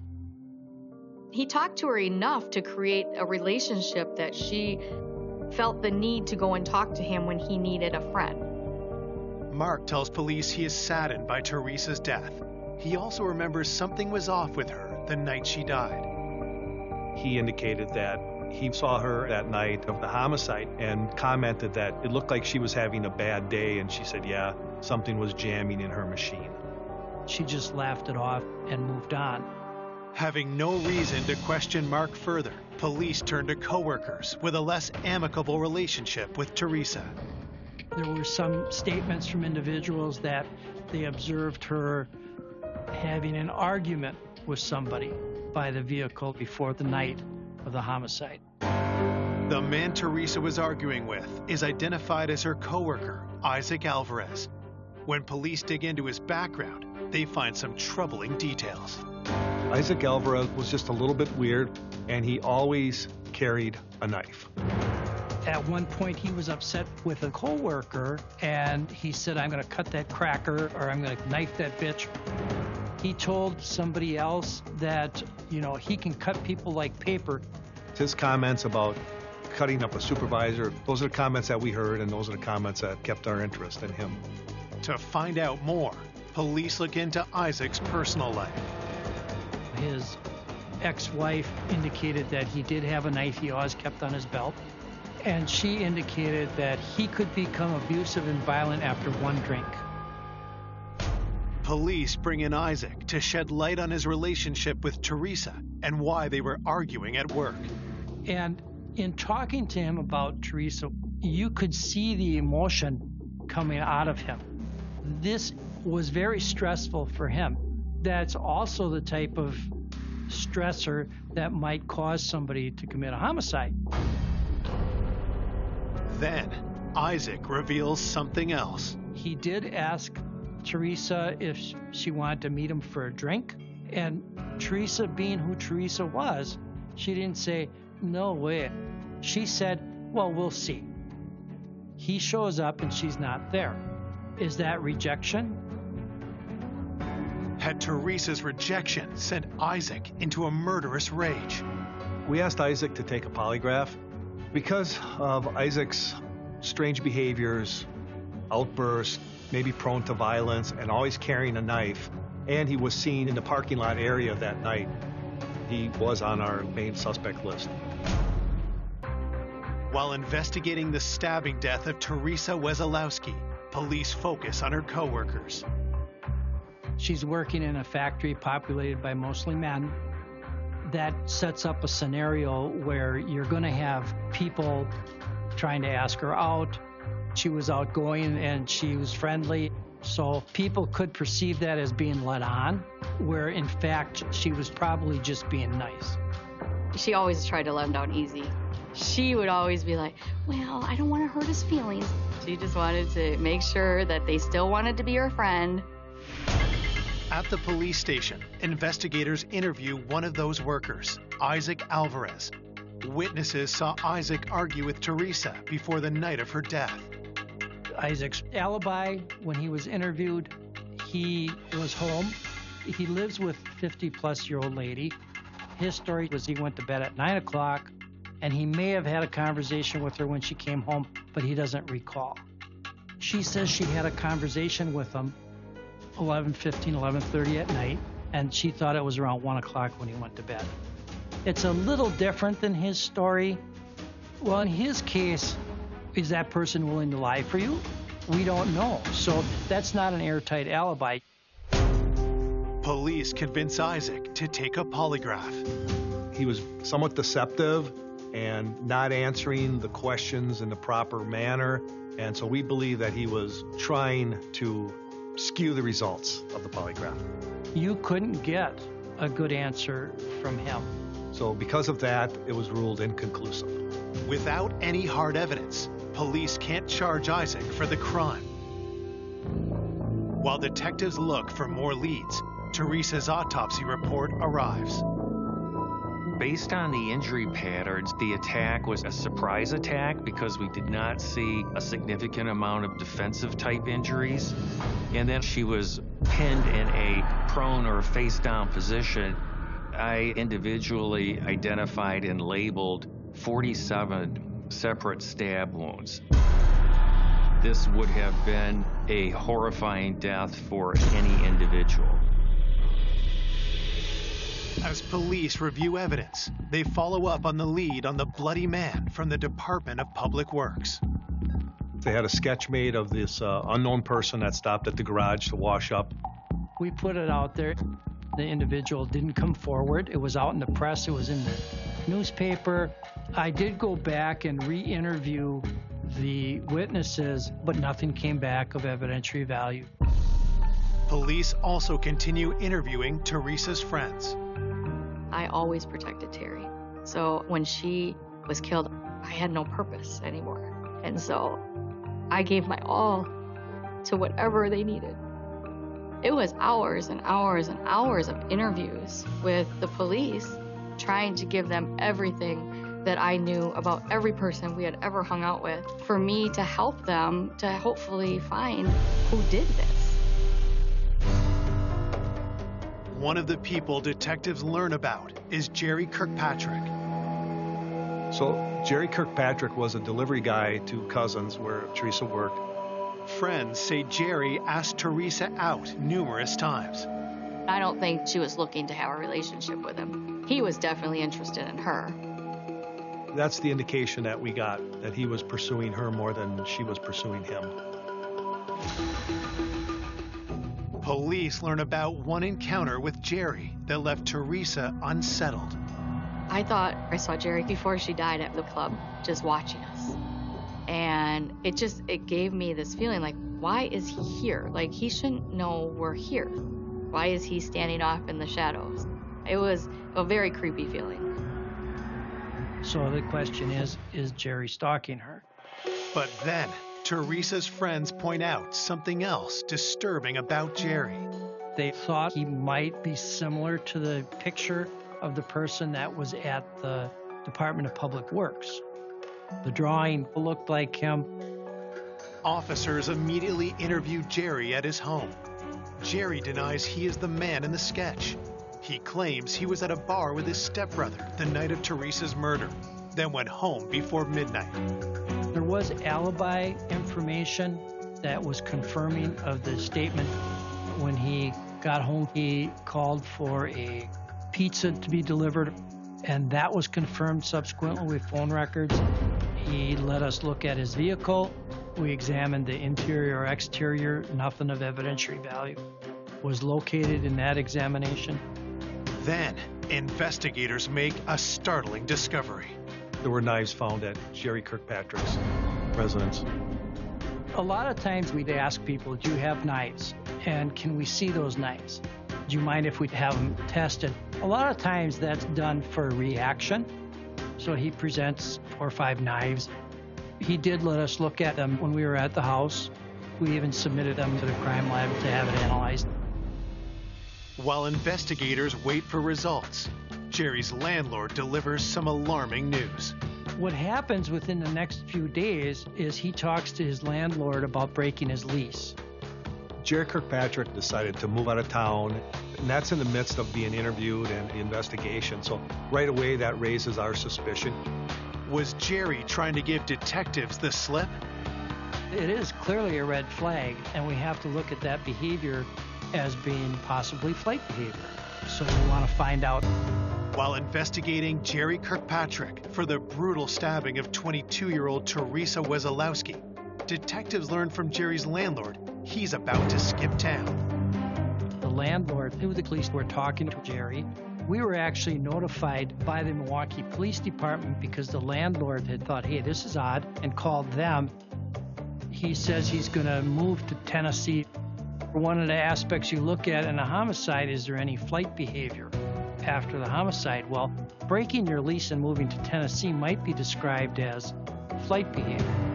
We did confirm that he put money on a place on that Friday after the homicide.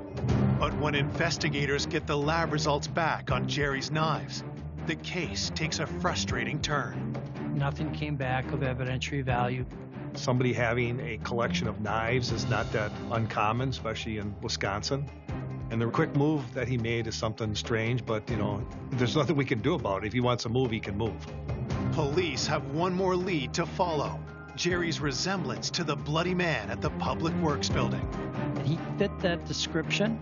We actually did an in-person lineup with Jerry, and he was not picked out by the individuals that observed this person driving the truck. That person was never identified and never located. Without any hard evidence linking Jerry to the murder, police have to let him go. Weeks go by, and investigators worry the case will grow cold. We're doing interviews. Some people we're re-interviewing, but as time moves on, the investigation is getting older and older and harder to solve. As the weeks turn into months, investigators doggedly work the case. Well, I technically could have retired about 5 years before I did. A lot of it is to bring justice for the victim, but also to bring some sort of resolution or closure for the family. The police kept telling me that it was someone close to her because of the horrific nature of it. I alienated myself from people because I just didn't know who I could or couldn't trust. Months turn into years, but Teresa's loved ones make sure she's not forgotten. Once a year on the date of the murder, the families would come out and hold vigils. It was a way for the family to try to say that we're still fighting to resolve this case. But we use it as a way of seeing who is showing up and maybe more importantly, who isn't showing up. Nothing seems out of the ordinary until 2005, 6 years after the murder, when Teresa's family notices something unusual.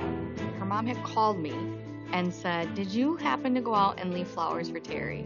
And I said, "No, I didn't." These arrangements showed up, and they checked around and didn't know who put them there. So that always leads you to believe, is there somebody out there that's feeling guilty about committing a homicide and leaving something on a gravesite? We had a camera installed to see if maybe we could identify the next time somebody did something like that. But we didn't capture any image or anything. For detectives, it's another dead end. But then, with the investigation on the brink of going cold, a new forensic technology turns this 6-year-old case red hot.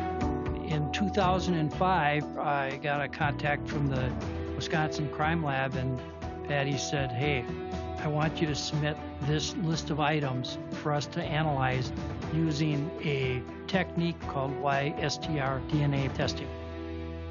With YSTR DNA testing, it allows us to find a very small amount of Y chromosome male DNA and a very large amount of DNA from a female source. So it's like finding that single grain of salt in a large bag of sugar. Early on, when we had the blood evidence on Teresa's hands tested, it all came back as her DNA. That's a problem because it's not giving us a lead. What happens if we strip away all the X chromosomes? If she's a female and that's all her blood, there should be nothing left. The analyst retests the swabs of Teresa's hands for male DNA. The first thing I did was look at the previously run DNA samples to see if there was any Y chromosome DNA present in those. All of a sudden, all the DNA types I developed on her hands are matching a known standard for male DNA, and it was incredible. I contacted Detective Yogers for samples of DNA from individuals known to be connected to the case. And now we're going to go take DNA samples from all of our suspects. We took what was probably our 25 top suspects, nearest and dearest, ex-boyfriend, boyfriend, that type of thing. That first group was a 0. Undeterred, investigators submit more samples. We went back to the list and got a second group. We were testing people that were ancillary people. We had DNA from officers at the crime scene that we used to eliminate. I didn't think we were going to get an answer for this case. Then, after over 40 samples, a breakthrough.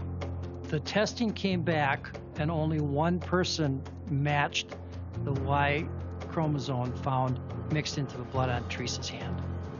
Detective Yogers called me and said, "You're not going to believe this. The last guy that I swabbed is the guy that has a positive match on that DNA." After 7 years investigating the murder of Teresa Wesolowski, detectives have now matched DNA from the scene to one of their suspects. I was beyond excited. I actually shouted, "Oh my God," at my desk. We had a match from the DNA on Teresa's hands to Mark Lebecki. Right away, I'm like, who's that guy? Mark Lebecki is a co-worker of Teresa's.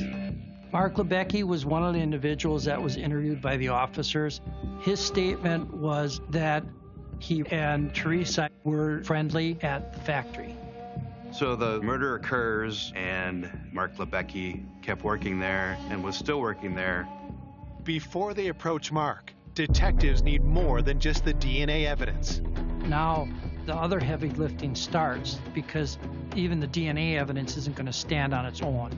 So we need to bring all these other factors into play in building a case that's sufficient for the DA to charge. First, detectives go back to the factory to dig deeper into Mark's background. Some people said, "Oh, no, Mark Lebecki, he wouldn't kill anybody. He's just a puppy."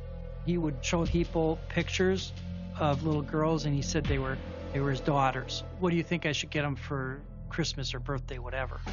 When detectives look closer, they discover Mark isn't all he claims to be. Well, he was never married. He didn't have any kids. So this is just like weird. He had this like pretend life. Mark Lebecki was pretty much a loner, lived with his parents in a mobile home in a rural area, apparently liked to watch television, play video games. I think it was just a big fantasy with him, a big game to try to fit in. What else had Mark been hiding?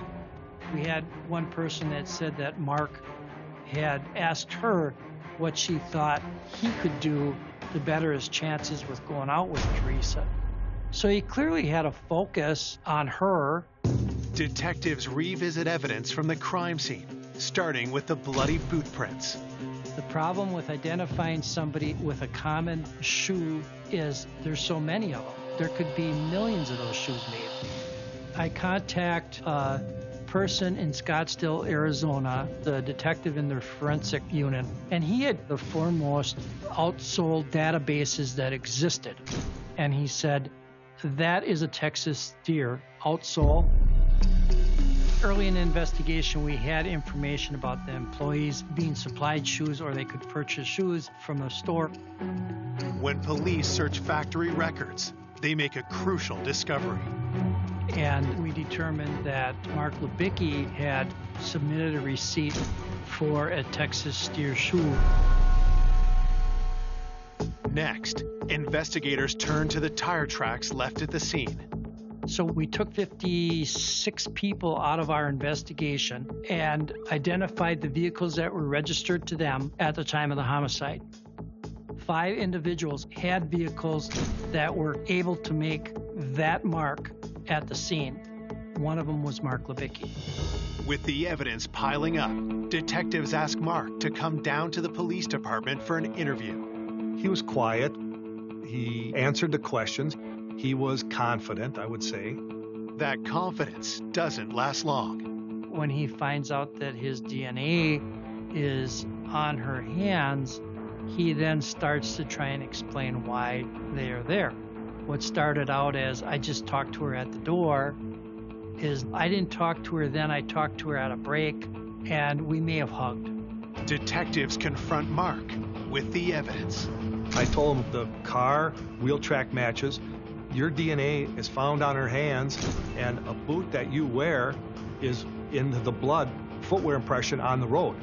So, we're looking at you. You need to start explaining some of this stuff. Now, it's Mark's turn to drop a bombshell on police.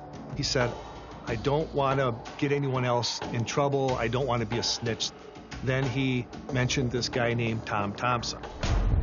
Tom Thompson worked at the factory with Mark and Teresa. At the time of the homicide, the officers that went up and did the canvass at the factory did speak with Tom Thompson. His statement to them was that he knew Teresa. He wasn't necessarily friends with Teresa. They never dated, anything like that. Mark tells them what happened the night of the murder. Mark said he stopped on the side of the road to buy some cocaine from Thompson. He said that when he got up there was a vehicle already parked in front where he parked, and Tom Thompson walked up to his vehicle. So Thompson goes in, sits in the back seat. Mark said, I am doing the cocaine in the front of the seat.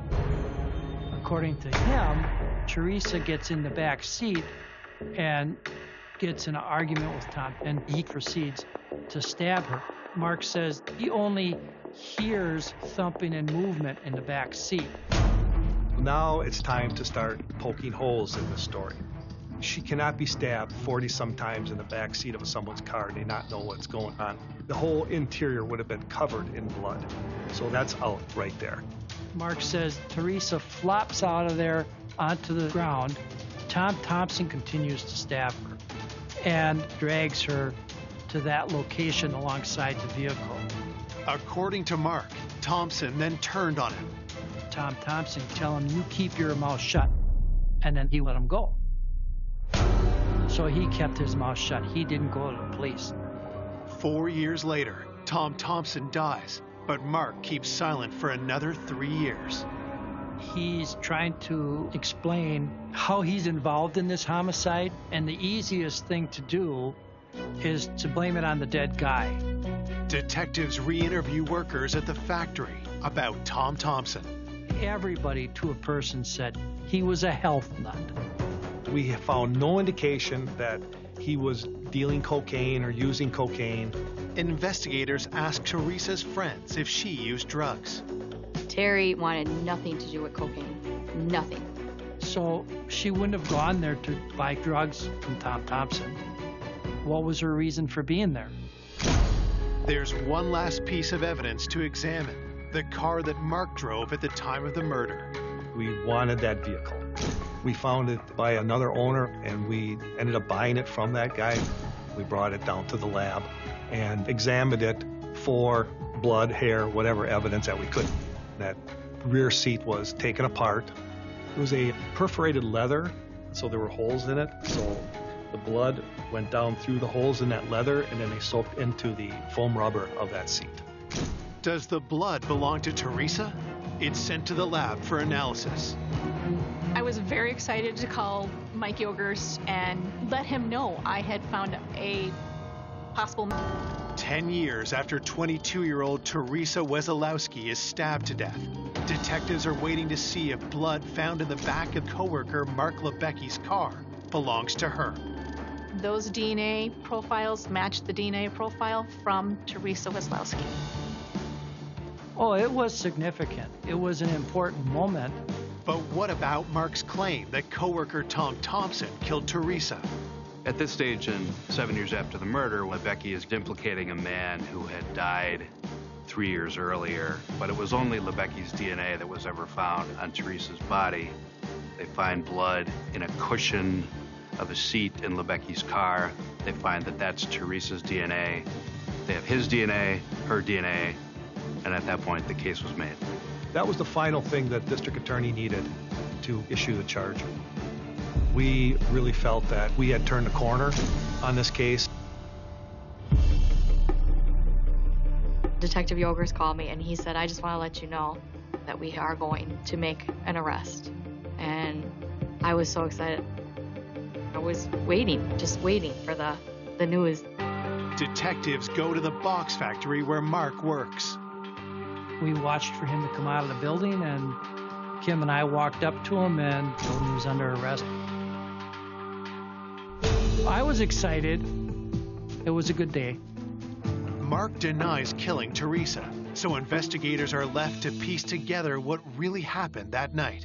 I think Mark Lebecki was a very lonely person that probably imagined a relationship with Teresa and decided she was the one. She was just being nice to people. And he probably read that for more than it was. I think for Terry, it was more that this guy was telling him his problems at work, and she was a listener. She would listen. He wore on her heartstrings and her niceness as a person. Then, on May 28th, 1999, Mark made his move. I think that she was coming out of the building, and Mark, for whatever reason, convinced her to meet him. They meet at the back of the vehicle. I think that he probably did ask her to come back to his place for the night. And when she said no, he just went on a rampage and just started stabbing her. He stabbed her multiple times on that road. Then he dragged her over to that grass. He stabbed her some more. There's blood flying up on her car. He was a monster that night. We can only guess at it because he's not talking. We don't have to prove why he did this. We just have to prove that he did. After the vicious stabbing, Mark returned to his normal routine. Mark Lebecki continues to work at the factory. He doesn't make any erratic move like moving away or changing jobs. He just sort of carries on with life as he did before the murder. He had no criminal record. Mark Lebecki certainly did not emerge as a likely suspect at all. It was shocking to hear that Mark Lebecki had killed Teresa. It was almost surreal. It got me because it wasn't anyone I knew. At trial, Mark Lebecki enters a plea of not guilty and sticks to his story that Tom Thompson killed Teresa. Clearly, his incentive was to try and show somebody else did it back there. But that doesn't hold up. I don't think the jury bought that at all. Mark is convicted of first-degree murder, and in November 2010, he is sentenced to 30 years in prison with no chance of parole. Mark Lebecki did not admit guilt. The judge noted that Lebecki never expressed any remorse. In his mind, he's still not guilty. And the judge even said to him, I hope that someday you will admit to yourself that you've done this, because you have done this. The journey was long and tedious. It will never replace Teresa for the family. She was a good kid. She was moving forward with her life. She probably would have maybe... Nashville, Tennessee. 13-year-old 7th grader Tabitha Tutors is preparing for the school day. She was a good student. She made straight A's. I would help her with her math homework. When I was in school, I was pretty good in math. He was better at math than me, so I sent her to him.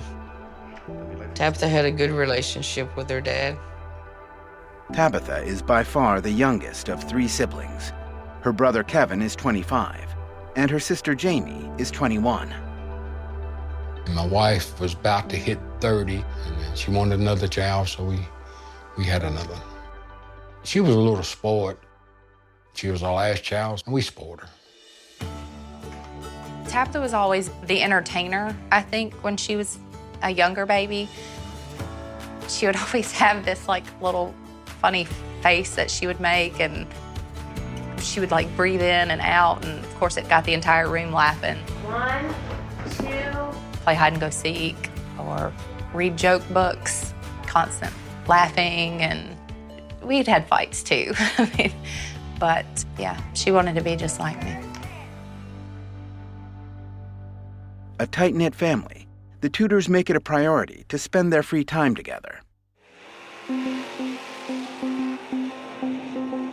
Tabitha loved going to the racetrack. Every Saturday, we would not miss a race. Tabitha is especially close to her mom. Tabitha wasn't a particular 13-year-old. She was more like an 8-year-old. She hung on me like a leech. My car couldn't even roll out of the driveway without her wanting to be in it. So she went everywhere as I went. She was a cut-up. Always cutting up, joking. She got that from her daddy. It wasn't from me. She'd get in the car and she'd be singing to the music. She likes singing. Tabitha is an enthusiastic member of the choir at the Tudors family church. She said she was going to be a singer. Whatever my wife was doing, Tabitha would come in and do it, and then my wife even taught Tabitha how to make homemade biscuits. And Tabitha fixed them for us one time, and we ate them. That was real good. According to the Tudors, their hometown of East Nashville is an up-and-coming neighborhood with a few rough edges. In 2003, East Nashville was not the place that you really wanted to call home. But for me, I grew up here. I've always felt safe here. There's loud music in people's cars when they drive down the road, break-ins. But for us, we never had any issues. We've lived here 30 years and we never had no trouble. I mean, nobody ever bothered us, and we don't never bother nobody else.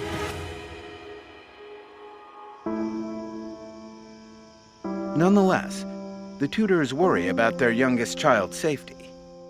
I think my parents were more protective of her. She was the baby, their last one growing up. Every night, Tabitha sleeps on the floor in her parents' bedroom. She'll start out in her bed, and then when I wake up in the mornings to go to work, she's at the foot of my bed. And I asked her one time, I said, "Why do you do that?" And she said, "Because I want to be close to you." So I never stopped her. The morning of April 29th begins like any other morning for the Tudors family. Tabitha's mother gets up for work early while her daughter is still sleeping. I worked with Metro Schools in the cafeteria. I got up at 5. I got ready for work.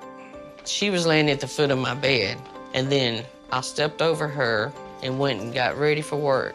And at 7 o'clock, I woke Tabitha up and told her, "Get on up, baby, so you can get ready for school."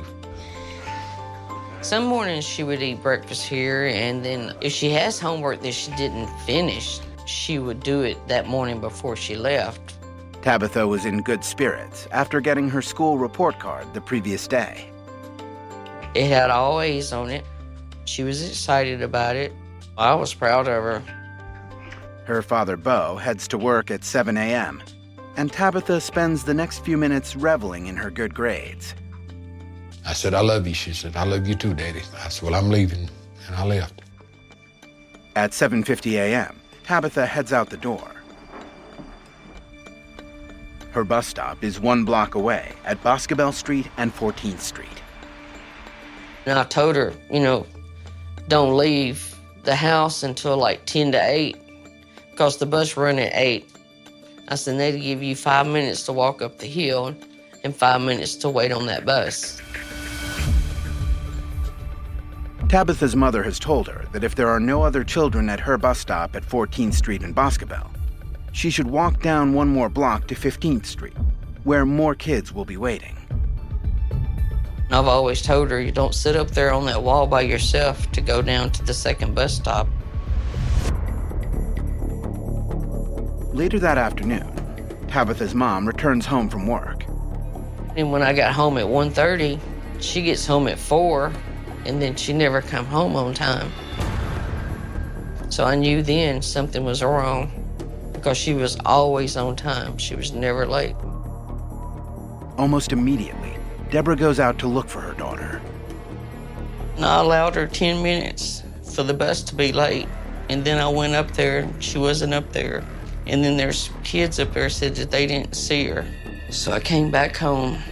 I drove up to the school, and I banged on the door and banged on the door. One of the teachers gives her some alarming news. Tabitha wasn't on the bus that morning, and she never made it to school. Trying not to panic, Deborah heads home and calls Tabitha's friends to see if she's at one of their houses. But no one has seen her all day. I got home at probably 10 minutes to 5. I was in a panic because, I didn't know where Tabitha was. I received a phone call about 5 o'clock maybe, my mom asking what my sister had on that morning. And I told her I didn't know because I didn't see her. Why? And she said, well, your sister never made it home. We're calling the police. At 6 p.m., a now frantic Deborah calls the police to report Tabitha missing. By the time the police were called, she had already been gone for 8 or 9 hours from her bus stop. The tutors tell police officers that they just found out Tabitha wasn't in school all day and hasn't been seen since the morning. If she were abducted, that gives the suspect, 8 to 10 hours head start. We didn't know if we were looking for her in the Nashville area or she could have been anywhere in the country, just about in the time frame. They wanted to know what she was wearing that day, and I just was folding her clothes the day before, so I looked through her clothes to see if I could figure out what was missing. And I believe she had on a blue top with blue jeans and white sneakers. Investigators do an initial search of the tutor's house. They went through some stuff, fingerprints. They took her hairbrush, her toothbrush to do a DNA. I had told them that her money was still here, and even her door key was still here. She didn't take her door key that morning because I was always here when she got home. Tabitha has left behind all of her clothes and makeup and $20 in cash, with no clues as to her whereabouts. Early on, it was just unknown, if she'd left the house. They just didn't know what happened. Due to the lack of evidence and Tabitha's age, investigators suspect that she may be a runaway, so they don't issue an Amber Alert. For an Amber Alert to be listed, there needs to be some type of reasonable belief that a child has possibly been abducted or is in danger. There was a possibility, at least, that Tabitha had left of her own free will, and there was no information that she was seen with a dangerous individual or that she was abducted. But the tutors insist Tabitha would never have left home of her own volition. Yeah, Tabitha wasn't a rebellious child. My parents, they were pretty laid back with us, yet they were strict, so we walked a straight line. Tabitha was afraid to get in trouble, I think, so I knew that she hadn't ran away or skipped school. I tried to explain to the police that she wasn't a runaway. I told them they didn't know my daughter like I do. Whether 13-year-old Tabitha is a runaway, lost, or missing, police know that time is of the essence. They execute a search along a 5-mile radius, touching the nearby Cumberland River and Shelby Park. They did a pretty substantial search that night. Concerned people from the Tudors neighborhood pitch in to help. They were all searching everything with flashlights. And then the whole community came together when they found out about it and helped look for her. I mean, it was people I ain't even never seen before come out to look, and they searched and searched.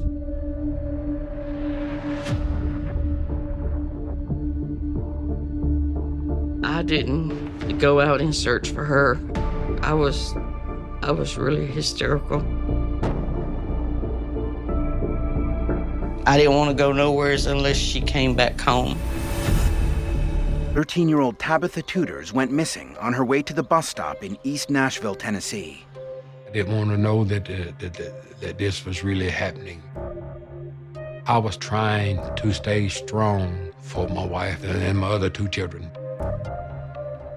We were, hoping that she was just going to come down the street or somebody was going to drop her off on the corner and she could come home. After a sleepless night, the Tudors still have no news about Tabitha. Officers return in the morning to do an in-depth search of her bedroom and discover an intriguing clue. There was a note with initials on it indicating like it was someone maybe that Tabitha had a crush on.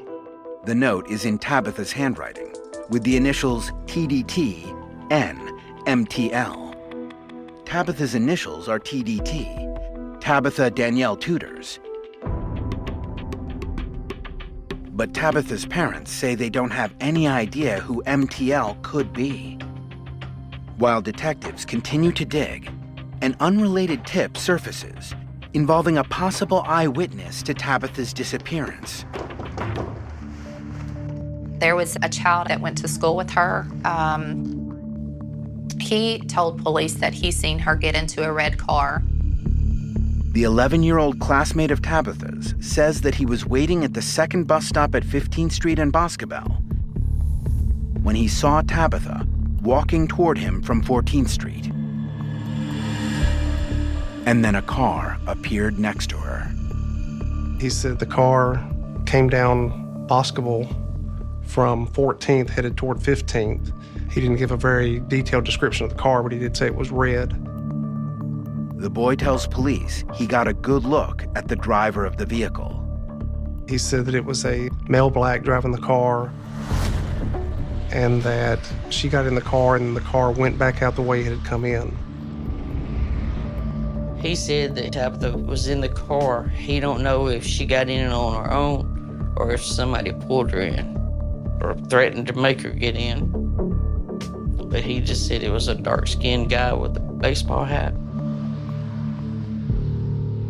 But the Tudors say Tabitha would never willingly get into a stranger's car. I always told her, don't ever get in a car with nobody. My best friend asked to take her to school one day, and she wouldn't do it. She said, my mama says no, and she wouldn't go.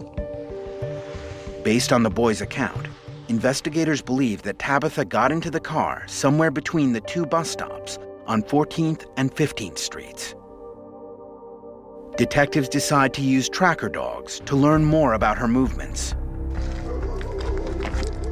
They were given an article, I think some stuffed animals of Tabitha's from Tabitha's house. And they went out the front door, they went to the right, went up the hill, and they crossed 14th at Boscobel and went down to the 3rd or 4th house, made a circle and come back, and they stopped. The dogs lose Tabitha's scent in the middle of the block between 14th and 15th Street. It's the exact route that the boy described seeing Tabitha walk that morning before getting into the car. I believe based upon the dog's scents, she went to the first bus stop and halfway down is when she was picked up. Investigators look for the African-American male the boy described picking up Tabitha and the red car he was allegedly driving. I was trying to figure out who had a red car, and I couldn't figure out if we knew anybody that had a red car. And we didn't know anybody that had one. In the meantime, police discovered that Tabitha's classmate wasn't the only one to have seen her that morning. There's a woman that lives on the corner house. She saw Tabitha walk into her bus stop the morning that she disappeared. There was a man who saw her at the intersection of 14th and Boscobel. There was another lady who drove through who was familiar with Tabitha, and she saw her in that same area. There were at least 2 of Tabitha's schoolmates who saw her crossing over 14th to Boscobel. So there were at least 4 people that said they saw her. The people that saw Tabitha that morning said she was holding something in her hand, looking at it, and we're assuming it was her report card. She's proud of her all her A's and B's, and I guess she was just looking over it again. Although the new eyewitness accounts give detectives a more precise timeline of when and where Tabitha was last seen, none of them reveal anything out of the ordinary. But within hours, investigators have a breakthrough closer to home. They learn of a man familiar to the Tudors family who matches the description of the driver of the red car. Investigators started kind of taking a look at Jamie's boyfriend at the time. My boyfriend at the time was a black gentleman. He lived with Jamie in the Tudors' home some months before Tabitha went missing. They just questioned him because of the dark colored skin with a ball hat. I mean, he wore ball hats. Detectives find that Jamie's boyfriend was aware of Tabitha's routine and where she got on the bus each morning. The investigators started trying to determine where he was on the morning that she disappeared and try to create a timeline and also find out what potential vehicle he might have been in. Jamie's boyfriend tells police that he and Jamie weren't together at the time, and he hadn't stayed at the Tudors' home for months. And they find no connection to a red car. In fact, Jamie's boyfriend didn't own a vehicle of his own, but was said to have sometimes driven Jamie's or driven different relatives' vehicles. There was really no direct link. He obviously knew Tabitha, and at one time they'd had a really good relationship. Jamie's boyfriend also has an alibi for that morning. A friend he'd been staying with confirms they'd been together the morning that Tabitha disappeared. He passes a polygraph, and investigators find no evidence linking him to Tabitha's disappearance. With Tabitha now missing for 48 hours, investigators are once again on the hunt for a lead. They turn their attention back to the paper found in Tabitha's room, containing the initials MTL.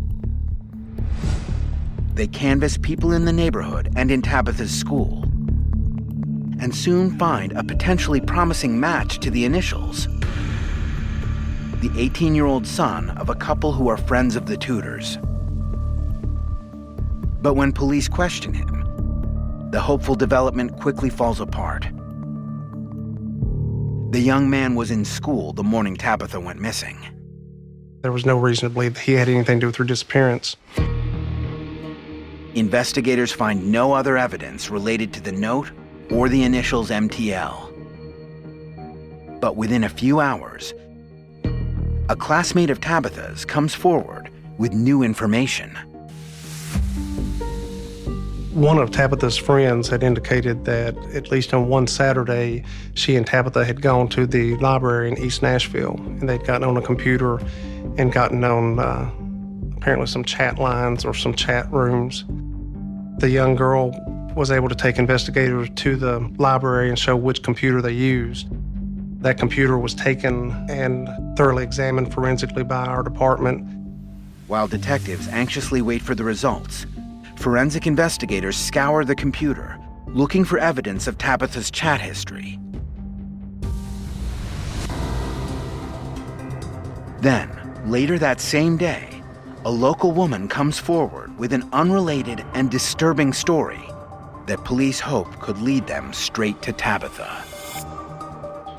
This lady went to Mrs. Tudor's and said, have the police look at this man because he had my daughter. Her 13-year-old Tabitha Tudors mysteriously went missing while walking to her school bus stop. Police zero in on their most hopeful development yet. A Nashville mother with 2 young daughters has just come forward with a troubling story about a man named Paul Davis. She says that 7 years earlier, in 1996, he appeared to take an inappropriate interest in her 10-year-old child. She met this individual speaking to her daughter at school. He would have been in his late 20s, I guess, maybe 28 years old, and inquired with her daughter, why are you talking with this older man? And she said, oh, his kids go here, or his nieces and nephews go here. He's fine. Despite her daughter's lack of concern, the woman tells police that she continued to have a bad feeling about Davis. 1 year later, in 1997, she says that the situation got worse when her older, 13-year-old daughter ran away from home. The mother's first thought was that Davis might have had something to do with it. When she realized that her daughter had left, she went up to her room and started searching through her things, and she found this individual's name written on several notes. There were love letters written to him. The woman's daughter came back home 2 days later, but her mother was convinced that Davis had had inappropriate contact with her daughter. Police track Davis down and bring him in for questioning. They find that he has a history of spending time with underage girls, most of them around Tabitha's age and blonde. 6 years earlier, in 1997, he was convicted of statutory rape and received 5 years probation. So he became a pretty big person of interest. Detectives find that when Tabitha went missing, Davis was living just 3.5 hours away in Kentucky. They also discover that he had made a trip to Nashville around that same time. He'd come to Nashville earlier in April of 2003. He was seen at the market, at the four-way market, which is only a half a block from the Tudors' residence. It just seemed like it fit, considering his back history and hanging around in our neighborhood, wanting to talk to young girls. But when investigators construct a complete timeline for Davis, they realize that he has an alibi for the 29th of April, 2003, the day Tabitha went missing. He was eliminated based upon his sister giving an alibi for him, saying that he was in Kentucky. Investigators have no evidence against Davis, so the once promising lead is dead.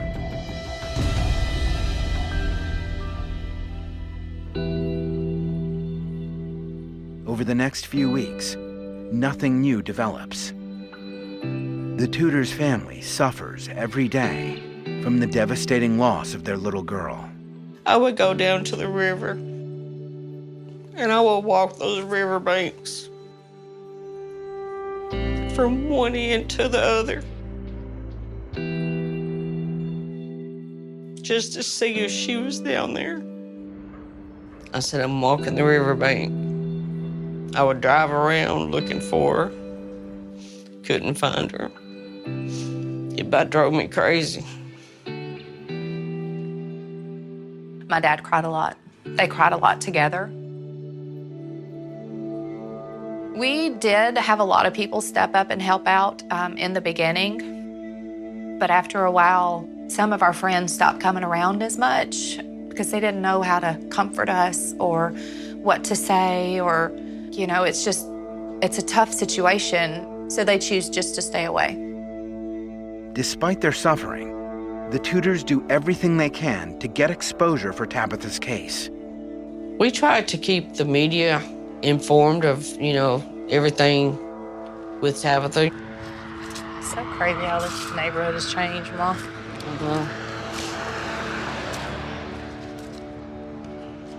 But we found different things to try and get her name out.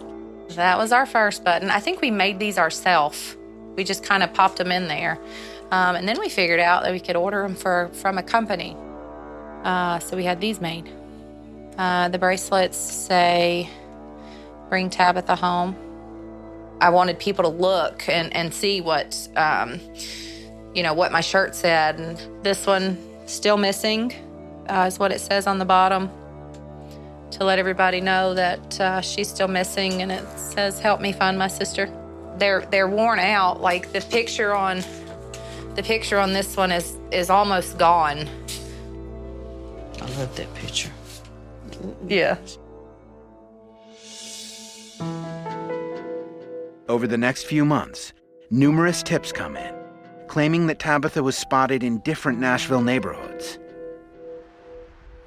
Police check out each and every one, but none of them go anywhere. Until September 12th, 2003, 5 months after Tabitha vanished, when news comes in that suggests extremely disturbing circumstances in her disappearance. A man named Millard Earl Smith has just been arrested in Nashville and charged with rape. Millard Earl Smith, I heard that he lived on Fesser's Lane, which is about 4 miles from here. They thought that being he was out doing this, that he might have had something to do with Tabitha missing. He actually made the statement that he is a predator. 5 months after 13-year-old Tabitha Tudors went missing, Nashville police arrest a man named Millard Earl Smith and charge him with the rape of a 17-year-old girl. The circumstances of the crime make detectives wonder if Smith could be involved in Tabitha's disappearance. He was on his motorcycle and he came across a young couple. It was raining. He offered them a ride. He told them that he would have to take them separately, obviously being on the motorcycle. He ended up taking the boyfriend in one place and took the girl to this trailer and raped her. Millard Earl Smith lived on Fesser's Lane, which is about 4 miles from here.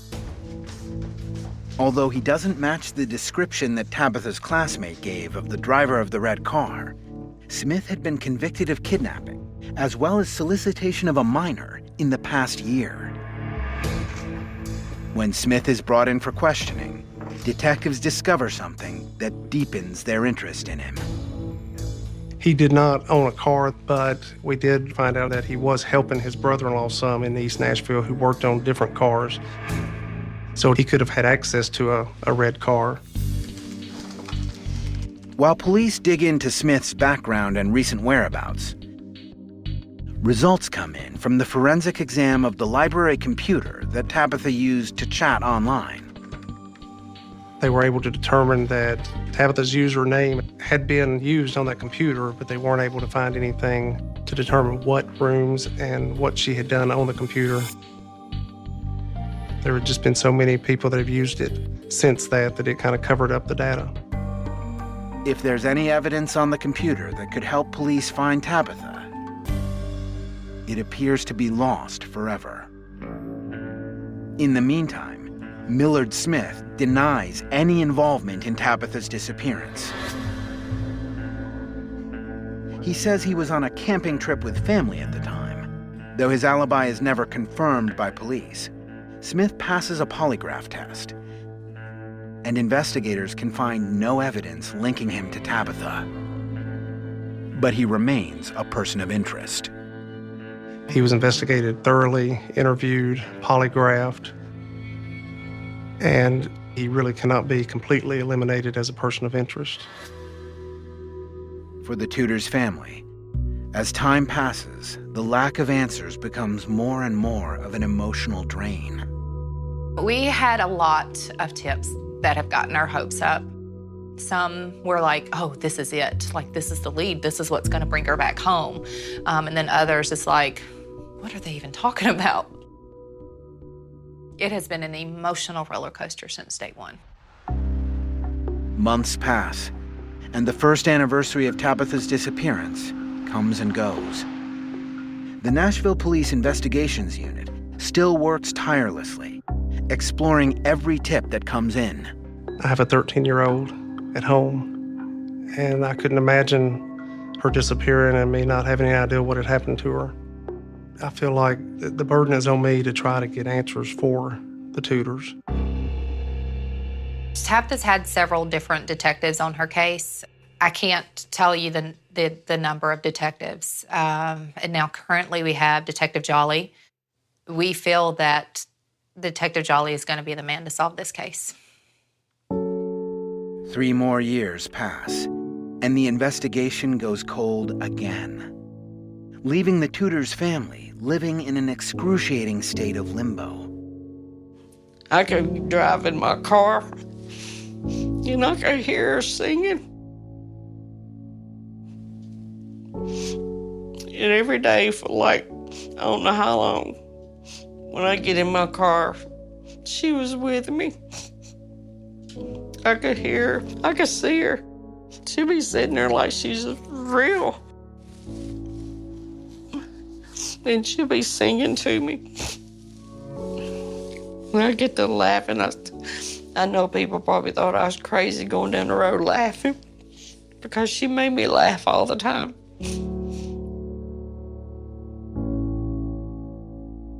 In 2008, on the 5th anniversary of her disappearance, police asked local newspapers to print a story about Tabitha to put her case back in the public eye. The strategy works. In June, an unexpected tip comes in that contradicts eyewitness reports that police have been working with for years. My wife's niece said that she had an employee that said Tabitha did not get into a red car that morning. That she had got into a green car. Nashville news outlets publish a plea for new information, and a brand new tip comes in, directly to the Tudors family. My niece opened up a tattoo shop, and this guy came in there and was telling her that Tabitha had gotten into a green car. He was riding his bike, and he stated that Tabitha did in fact get into a green car that morning. He said it was parked at the bus stop at 15th and Boscoville. It's unknown why the witness waited so long to come forward. But this detail takes the case in a whole new direction. Investigators saturate social media with the new tip. Detective Jolly immediately picks up on any tips and runs with them. But in the days and weeks that follow, no new information comes in. Nor are police able to track down a vehicle matching the witness's description. It's another devastating blow to Tabitha's family. I blame myself, you know. If it wasn't for my kids and my grandkids and my mom, I don't know what I would have done.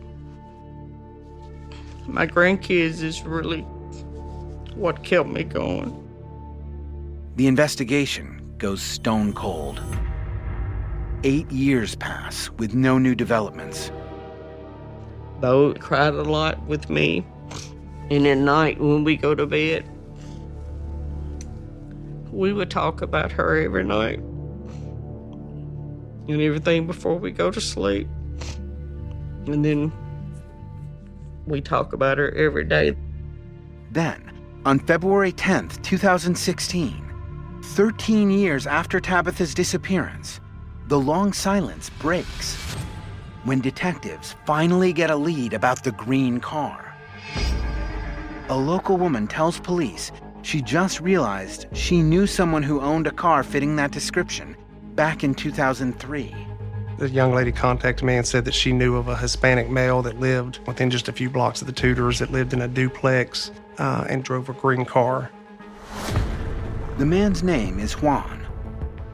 And police recognize that over the years, this isn't the first time that name has come up in the investigation. Tabitha knew a man by the name of Juan that was 19 at the time she disappeared, that lived down the street from her, and that she would sometimes go down there while Bo was taking a nap in the afternoon, and that she allegedly smoked cigarettes with him. So when this particular tip about Juan came in, it caught my attention. And police also learn that Juan was well aware of Tabitha's disappearance. A woman said that her daughter was married to a man. His name was Juan, and he had gotten emotional and told his friend that he worked with that he owned a car like that, and he was afraid that they were going to be looking for him, and supposedly made comments about it wasn't supposed to happen that way. Detectives find that Juan now lives just 3.5 hours from Nashville, in Louisville, Kentucky. We interviewed and interrogated and polygraphed extensively. Detectives confirm that Juan used to drive a green car owned by a friend, but the vehicle is no longer in his possession. So many years later, investigators have no luck finding it. Juan takes and passes a polygraph test. He maintains his innocence in Tabitha's disappearance and says nothing that detectives find incriminating. For whatever reason, this woman had really embellished and given information that was not at all accurate. We were able to eliminate Juan in Louisville, Kentucky. He had no connection to Tabitha whatsoever. Today, 15 years after she disappeared, Detective Stephen Jolly is still actively investigating Tabitha's case. They're following leads, going back to the very beginning, looking at everything, trying to pick up on anything that they may have missed. This case is probably on my mind more than most of my other ones. There's just so much to it, and there's so many different avenues and different leads that it often comes to mind. It's been very challenging, but I really wish that I could be the one that could help them get the answers that they're looking for.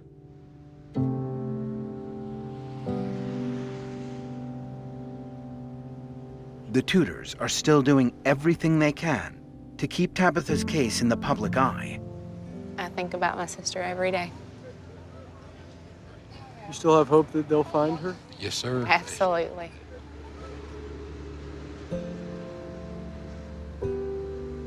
Didn't take you very long to answer that question. No, we've never lost hope.